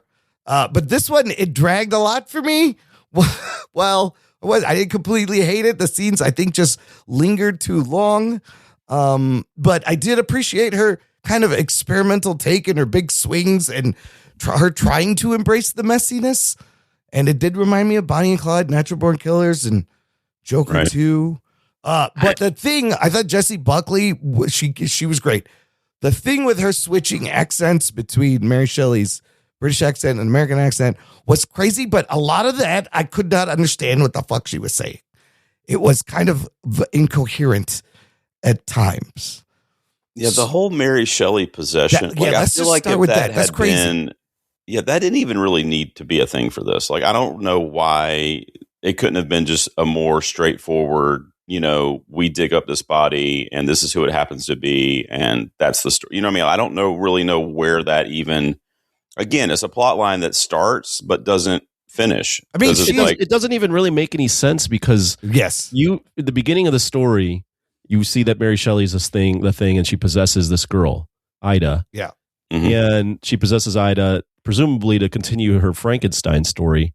But then you don't ever get the sense, at least I don't know if I did connect on it, that Mary Shelley was in any way influencing Frankenstein to find her. No. So like Frankenstein. How did he dig up that specific person? Exactly. And how did he dig that person up, and why did she need to die? Like, I don't understand. Like, if Mary Shelley possessed her, why did she need to die? And like, I don't know. It doesn't. The dots didn't even connect there. So I was just like, what's the point of Mary Shelley's like influence in this? Well, it doesn't make sense that she says I wrote this book on a dare, but then Frank's real. So is it what is that? What is that? Yeah, that's a good point too. Even if you're along for the ride on that, there's still so many other problems with this movie. Yeah. Oh, a ton of contrivances. But even it would have made more sense even if you want to have the Mary Shelley, I guess, kind of like narrator or whatever you want to call it, and that could just be like a voice in Ida's head or something. Yeah. You know what I mean? Maybe she's obsessed with the book Frankenstein, and like then this guy shows up claiming he's Frankenstein. Then you could kind of tie it in that way. But like, it just seemed like if you're going to introduce the film this way, then stay with that to at least make sense to us. You know what I mean? It just never, the different like forks in the road, they never came back together. You know what I mean? It was just exactly right. So many different like through lines that never matched up for me. Yeah, you can't really hang like your defiance on whether or not you're going to eat fucking oysters. Like that seems to be your big defiance. I prefer not to eat the oyster. I prefer nuts too. I mean, I'd prefer not to. Yeah, like I don't know if it really hangs their hat on. But that's like the female empowerment part of the whole thing, right? I'd prefer not to is just kind of saying no and making a stand. And they kind of take that out. But she makes us. So here's the thing, though. Even if you're going with the female empowerment thing. She's making this stand that, she's not going to do things, but it's revealed in the movie, that Frankenstein's basically lied to her. Yeah. Right. Yeah. He's made up this story that they were always together. Yeah, and then she finds out. Mm-hmm. And I thought at that point, I was like, okay, this movie is finally going to click into place. And it's going to be this thing where Frankenstein, even though he seems like a good guy, is the embodiment of everything she's always wanted to like overcome. The patriarchy. Yeah. Right. And that's dropped within like the next 20 minutes. Well, she should have been mad with him. Yeah, she should have been mad and left. Well, I thought they were going to do like a big fight where like she fights him. Yeah. Like it's this epic thing. That would have been great. I want to see that shit. But then, I thought they were going to do like a Frankenstein versus the Bride type thing. Yeah. And I was like, okay, this is finally clicking into place. But then it's just like she's with him. Yeah. It's like, well, what was the point of that? It's weird because she finally falls in love with him at the end after he tells her the truth. And like, then she falls in love with him. Like it didn't make sense. He's lied. He was lying to her the whole time. Which would be the one thing that would make her character before that be like, fuck you, women rule. Like, what the hell, Right. But instead, it's like, oh, okay, I'll be with you. Listen, we can't forget to mention weird, there's so many fucking things in here. There's a mob boss that Ida has dirt on, and Mary Shelley's saying shit about him and sends a guy to get her. There's a pair of detectives that we find out she had a relationship with, and she was an informant. I think those detectives are like the worst part of the story. Yeah, and then you have him watching movies and imagining himself in movies. There's dance scenes. There's the female empowerment. There's a little bit. There's so much shit happening in this movie. And those dance scenes, Emron, where he was imagining himself in the old Hollywood films and stuff that kind of picturing himself in Gyllenhaal's shoes or whatever. Right. That was where it clicked for me, where I'm like, okay, this is the Foley I'll do shit, which was also Warner Brothers, right? Yeah, it is definitely. Yeah, so I wonder about that whole studio involvement because this was supposed to come out the last quarter of last year. Oh. And they pushed it back with the whole Netflix dropped it and Warner Brothers picked it up, and they didn't want to release it to be in contention, if you will, with Netflix's Frankenstein property, which turns out that was probably a good decision. Yeah. But I don't know, man. It was just, I really respect Maggie Gyllenhaal, and I think she's a good filmmaker. This is only her second feature. Right. And it's just so different than, I don't know if you guys ever saw The Lost Daughter, but that's like a very quiet chamber piece. Like, it takes place basically at this resort on a beach, and there's like 4 people in it, and it's really small budget and has a really intimate feel. It's nothing like this. So kind of what Anthony said, like I really, really do appreciate the swings that she took with this. Yeah.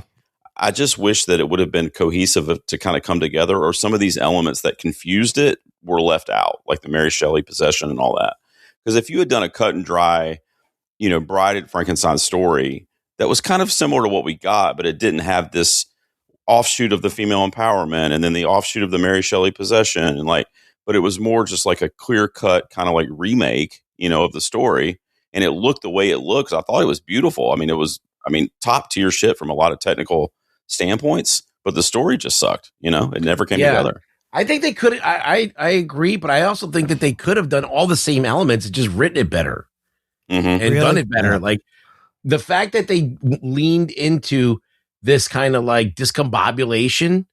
I don't know if she was going for I'm making a Frankenstein movie, with a bunch of different parts thrown together that don't match. Yeah, and she was doing it on purpose. But you could do the Mary Shelley thing and make it make sense. You could have her be, intelligible and have like an actual direction. You understand what Mary Shelley's doing, what she wants, what her purpose is. Right. You can understand Ida's character better and have a better dichotomy between the two. You can have the Ida actually interacting with the detective earlier on. Right.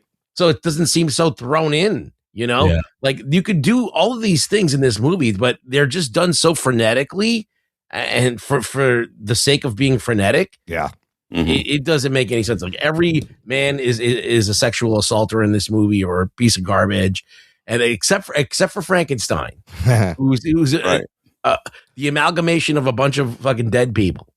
So it's just all these things that she was going for aren't necessarily bad. It's just they weren't handled great. I don't know the execution where it fell apart. Mm-hmm. Yeah.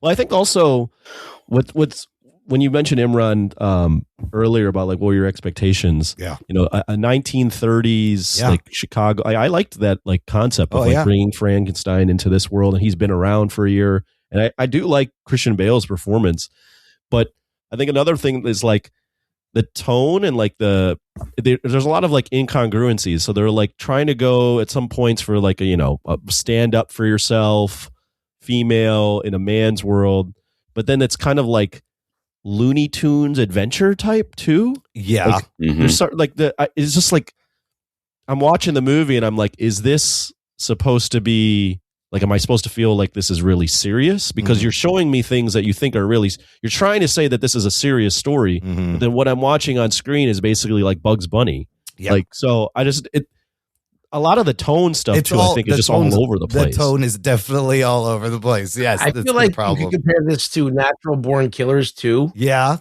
And I think that's also a frenetic movie that's all over the place too, but it seems to flow better. I don't know why. It has the same tone throughout, though. It's a fucked up, that one really grindhouse feel. It digs into what it wants, and that's why that works. With this one, can't decide what kind of movie it wants to be. Even if I had liked this movie, even if I had enjoyed my whole experience with this movie, and I was man, I really like that movie. It ends with the fucking monster mash. the song at the end is kind of crazy. So. That's so unserious. Really? I like that song, but I'm is that the vibe that you were going for with this movie? Yeah. It just didn't seem to match, even something as small as that, And they had period music, but then when they went to the club, it was really modern music, and that also I thought was kind of weird. I was what is she trying to do here? I did love when Frank curb stomped that dude's face. That's always that was cool. That's always good. Wait, did anybody catch? Was that a Young Frankenstein fucking reference? Rugs did you catch that? Well, when they're in the ballroom and they're pretending, he's a waiter and he's doing Putting on the Ritz. Yes, they play Putting on the Ritz. They do a whole dance scene, and then he even yells "Putting on the Ritz," just like fucking Peter Boyle and Gene Wilder from Young Frankenstein. Yeah, I guess you're right. Yeah, I was holy shit, she's doing Young Frankenstein here. What is this? I didn't even place that, but you're right. Yeah. Right away, I was what the fuck? So there's just so much shit going on. That you don't really know how to take it. And then at the end they both get killed, but then they both get revived. Well, the weird thing too is you guys mentioned there's a lot of shit that gets thrown against the wall. It's very at times very visually appealing. It's a 2 hour, 10 minute movie? Yeah, so, 2 hours 6, yeah. Somewhat, not super long. There's all these interesting things that they're trying to do. And I for me, at times I was very disengaged and bored. For all the things that they're trying to do and like the way it looks, I was just at times maybe because I just wasn't connecting with the story, but I was like, man, this movie, I feel like it's moving slow. Yeah. What is happening? It drags. It drags a lot. I think what kept me invested, though, and I'll just give a quick positive because we're kind of bashing it, but I do think Jessie Buckley, who's going to win the Oscar next week, it's kind of funny that this is the movie we're talking about. But yeah, I thought she was great. I thought she was really good. She was very committed, and I was pulling for her character. I thought her performance, did get through to me to where it was compelling enough to keep me engaged. I just wished it had the story had done more for her. Yeah. She was failed by the script. Mm-hmm. She was acting her ass off. Oh yeah. So, I actually liked Christian Bale too. I thought he was very solid. Oh, absolutely. I thought he was good. I think the acting was great. Yeah. All around, pretty much. And the acting was good, and then just the overall the technical stuff was done. I thought the acting was good, but I mean the two detectives, just real quick. Yeah. The side plot with the romance, I was like, where did this come from? And then I don't know what the hell Penelope Cruz is even doing in this movie. That was weird. What's her character? That's just to add more feminism into the movie. Yeah, she's the gal because Friday. she wanted to be the detective, and then the man's holding her back. And but her performance, though, and I love her, just so you guys know, historically, but what the hell was she doing in this? It was terrible, actively bad. It's a weird it was not good. But Annette Bening was also kind of having fun as I thought she was pretty good as a mad scientist. I thought she did good. Yeah, but that's the thing. She's like a mad, she's kind of like a mad scientist, kind of, and she's got that sidekick, so it's very goofy, right? But then you're doing the whole female empowerment. She's been, I don't know. I keep going back on there's movies that do really well, like Parasites, that blend tone and genres. Mm-hmm. And I think this movie's trying to do that, but it's just it's just throwing paint up against the wall. It seems like, it's like when you watch, I'm not sure if you guys do or if you have, but when you watch the old Universal monster movies from 30s, 40s, 50s, whatever, right? They have that feeling of being kind of corny and cheesy when you watch them in today's kind of setting, and modern times, what we're used to now. Whether it's considered overacting the way the actors talk or whatever, it just has a different vibe than what you would see in a movie today. Right. But it's almost like this movie, The Bride, wanted to kind of have that same slapsticky kind of outdated tone, but then they would introduce these really serious, the policeman looked like he was going to maybe rape her, and then all this other really heavy shit. But then the next thing is bling, some cartoon shit going on, So it was weird. It was just really weird tonally. It's kind of what we're saying, I guess. But absolutely. Anything else good and somebody can say about this? But I felt like we did bash it mostly. Yeah. Well, I think I liked it better than you dudes did, but it was more so for the aesthetic. I mean, the story really was not good for me at all. So. I could watch a movie and see that there's good things about it, but not think the movie works. And this is the case here. I think that the acting is good. I think there's a lot of technical stuff, costume design, all that stuff is great. Art direction's really cool. And, some of it's good. Some of it actually, click with me. I do like the whole message of, I'd rather not, whatever. I'd prefer not to. I prefer not to. That's cool. But it just gets hit over the head because you have her at one point going, "Me too." Oh yes, she's screaming "Me too" twice. Also. Yes, and I'm like, okay, that's a long time. We're past that, I think. Whatever, but So there's things I like about it, and I don't think it's a complete trash fire. I think that if you're in the right mode, you can enjoy this movie. You have to be you have to brace yourself for it. You have to be along for the ride of a weird ass, psychically frenetic movie. Yeah, it's a hard entry with that Mary Shelley dead thing. But I love the black goo tattoo, how it stains her skin. I thought that looked great. The orange. Why do you think they did that? Do you have any I don't know. It's a very she's not mangled, so they have to make her look weird somehow. In lieu of stitches or something. Remember the lady in the dance thing just gave her eyebrows and then they went away immediately? Oh, that's right. She drew them on. What was that about? I don't know. So wait, what happens in the 35 Bride of Frankenstein? Can someone tell me real quick? Well, it's been a long time since I saw What happens? Yeah. So Frankenstein wants someone to make a bride, Right, and same. finds someone to do it. Yeah. And she immediately rejects him. Yeah. And she doesn't want any part of it. And then everybody dies.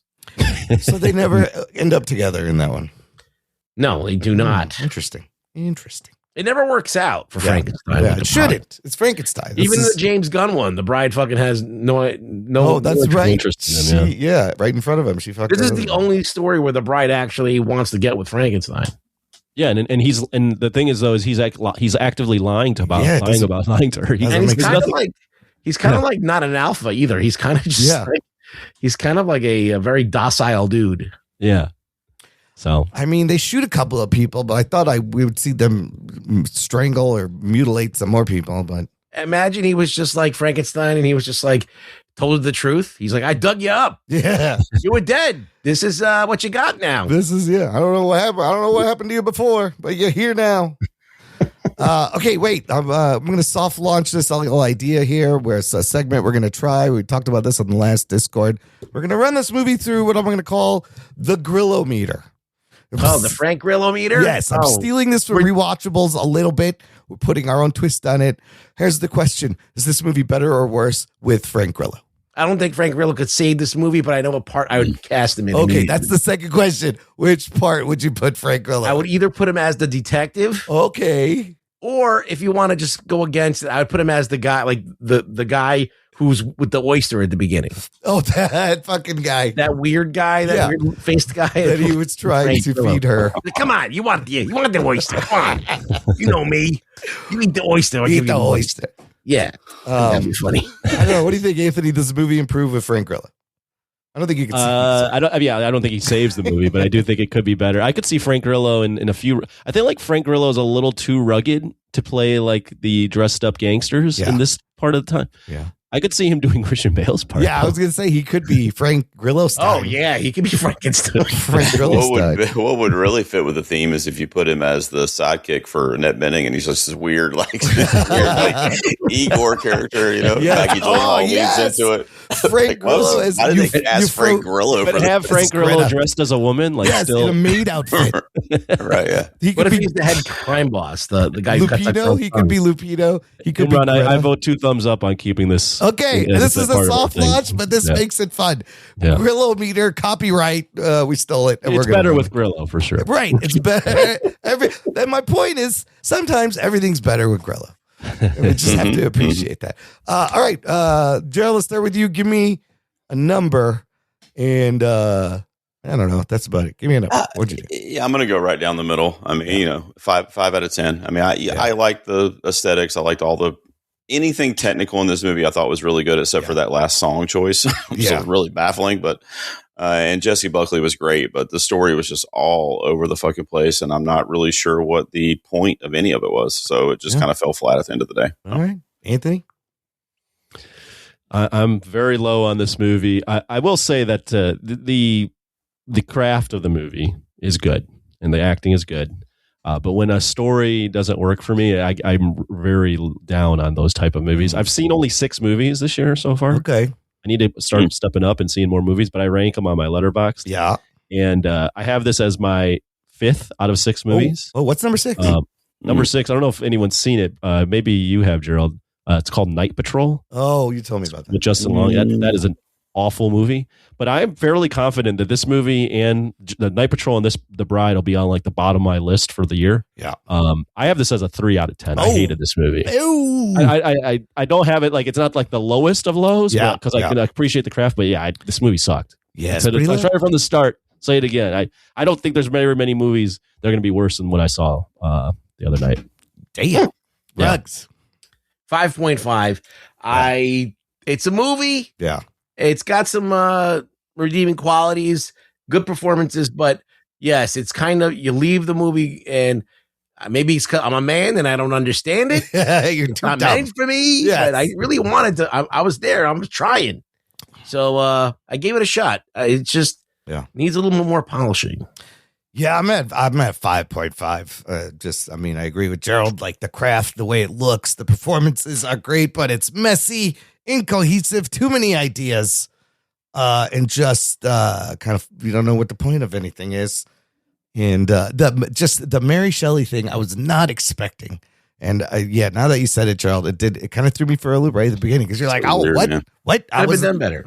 Yeah, that start right away. You're just like, whoa, what the fuck is this? Yeah, it was not unless they stayed with it and it would have made sense, like Rob said. But it doesn't. It never really makes sense with what we get, you know. Yeah, and then on top of that, I couldn't understand half the shit she was saying when fucking Mary Shelley came through. She's just rhyming words. I didn't get the alliteration part either. Like, what is that? I don't know what the fuck she's doing. So there you have it, folks. Not the better Frankenstein movie. Just watch Guillermo del Toro's Frankenstein again. You get your Frankenstein fix. All right, I think we're good for this episode, fellas. Gerald, we want to plug all your stuff. What do you got going on? It's a big week for you. Yeah, this is like Super Bowl week. Yes, it is. Yeah, man. This is basically I'll have a different video and every single day this week, starting tomorrow, and they all have to deal leading up to the Oscars. I'll probably do a live stream the night before the Oscars. So yeah, it's a big week, and the award season is way too long this year. So as much as I love it, I'm ready for it to be over. Yeah. The Oscars should have already happened. This is crazy, but I'll just be. You can find me. You can find me on YouTube at the Awards Garage. It's probably the easiest place. That's also the handle for all my socials. Just the Awards Garage. And if you're into the Oscars, this is the week to join up over there and check me out. And then after that, you can always look for movie rankings and tier lists. And I do reviews for new releases. And I start planning for next year's Oscars. I've already started coming up with some research stuff for that. And I'll have a video out by the end of the month of movies that'll be on the radar for next year's Oscars. So. I'm pumped for that. I'll do a quick plug. Not only does he have the stuff he just mentioned, but if you become a channel member, he does his ramble sessions, which are great. And you get the stuff early too. So I watch all your stuff a day earlier because I'm a member of your channel. I appreciate that, man, and I appreciate all your support. It's good to have Anthony Lanthimos in the house. Man. Anthony Lanthimos, great. No, your videos are great. They're very entertaining. I mean, Gerald must be like tired of me because I text him like all the time. Like, hey, this is happening now. This is what's happening now. No, I love it. Well, real quick though, Imran, you and Anthony can be witnesses. Next year, we got to get Rug Boy to present for the Garage Wars next year. Oh yeah, you've done it now, and Anthony did it. We can do that. He's making little movie shorts. So we can get some form of Rug Boy. You can have it in puppet form or whatever. That's fine. But what do you mean? That's his only form. That's his only form. But I know he is a puppet. But he'll do best action movie or something like that. Oh my God, Rugs! that's fun. That'll be fun. Okay. Yeah. Then all three of us would have done it. Well, weren't the Oscars are usually earlier in past years? Is this like the latest? It's because I was told it's because of the Olympics and they didn't want to compete with network time or whatever. And then the Super Bowl and like whatever. So it's usually it falls anywhere from mid-February to like early March, but this is the latest that I can remember. March 15th is the latest. I don't even know if it's ever been this late. Well, they should do it. I think you might have said this, Gerald. I'm not sure if I'm stealing this from you, but they should do it the week after the Super Bowl. Oh, yeah. Right? They should do it like that first week of February. Like, why are we going all the way into March? Yeah. You know what they should really do? Think about this. Think about if, like, during the Super Bowl, if they just like gave out Best Picture at halftime. Give out some awards. Really get the spotlight on whatever. But I do think one quick comment. I think this year's Oscars, I think will do really well with the ratings. Me too. Yeah. I mean, the movies that are up at the top that we talked about. I mean, there's so much passion. A lot of people saw those movies. Yeah. You were gone, Gerald. But I was saying to Imran on the side when we were in between. Segments here, I was saying like it's cool because this year, like the movies that are being that are up to win, people have seen. It's not like these like obscure movies. So I think the ratings will really be really good for this. Right, and it's also going to be good ratings too. I think, or better ratings because the outcomes are so like we don't know. Right. You're going to have to tune in to find out. You get mainstream movies. People have something invested. Conan is always hilarious too. Oh, he's good. He's so good. I'm excited to see what he's got planned. So, Sunday, March 15th is the Oscars there, everybody. Check it out. All right. Ruggs, where can the people find you online? Rug Boy Show on X. He'll be doing some more quick movie reviews on video. There's video. Check it out. Anthony, what are you doing this week? I'll be in New York, New Jersey for work. So. Oh, that's right. You can check out the Alamo out there. I don't know if I'll have time. No. Anthony will be busy. Gerald, thanks so much for joining us. As always, thanks for having me, guys. I love coming on. I love all three dudes. So it was great chat. I wish we liked The Bride a little bit more, but I love talking Oscars, and I appreciate you guys having me. Right on. Listener, in the meantime, you can check out our website, jockandnerd.com, for all the ways to support the show. Get in touch. Follow us. The most important, easiest thing you can do, though, listener, share the show. Post it. Send it to a friend. Put it on your socials. We would appreciate it. Thank you for listening to the Jock and Nerd Podcast. My name is Imran. My name's Anthony. He's the jock. He's the nerd. We'll peep you next time. It's crazy. It's crazy. It's crazy. I love this movie. Oh my God!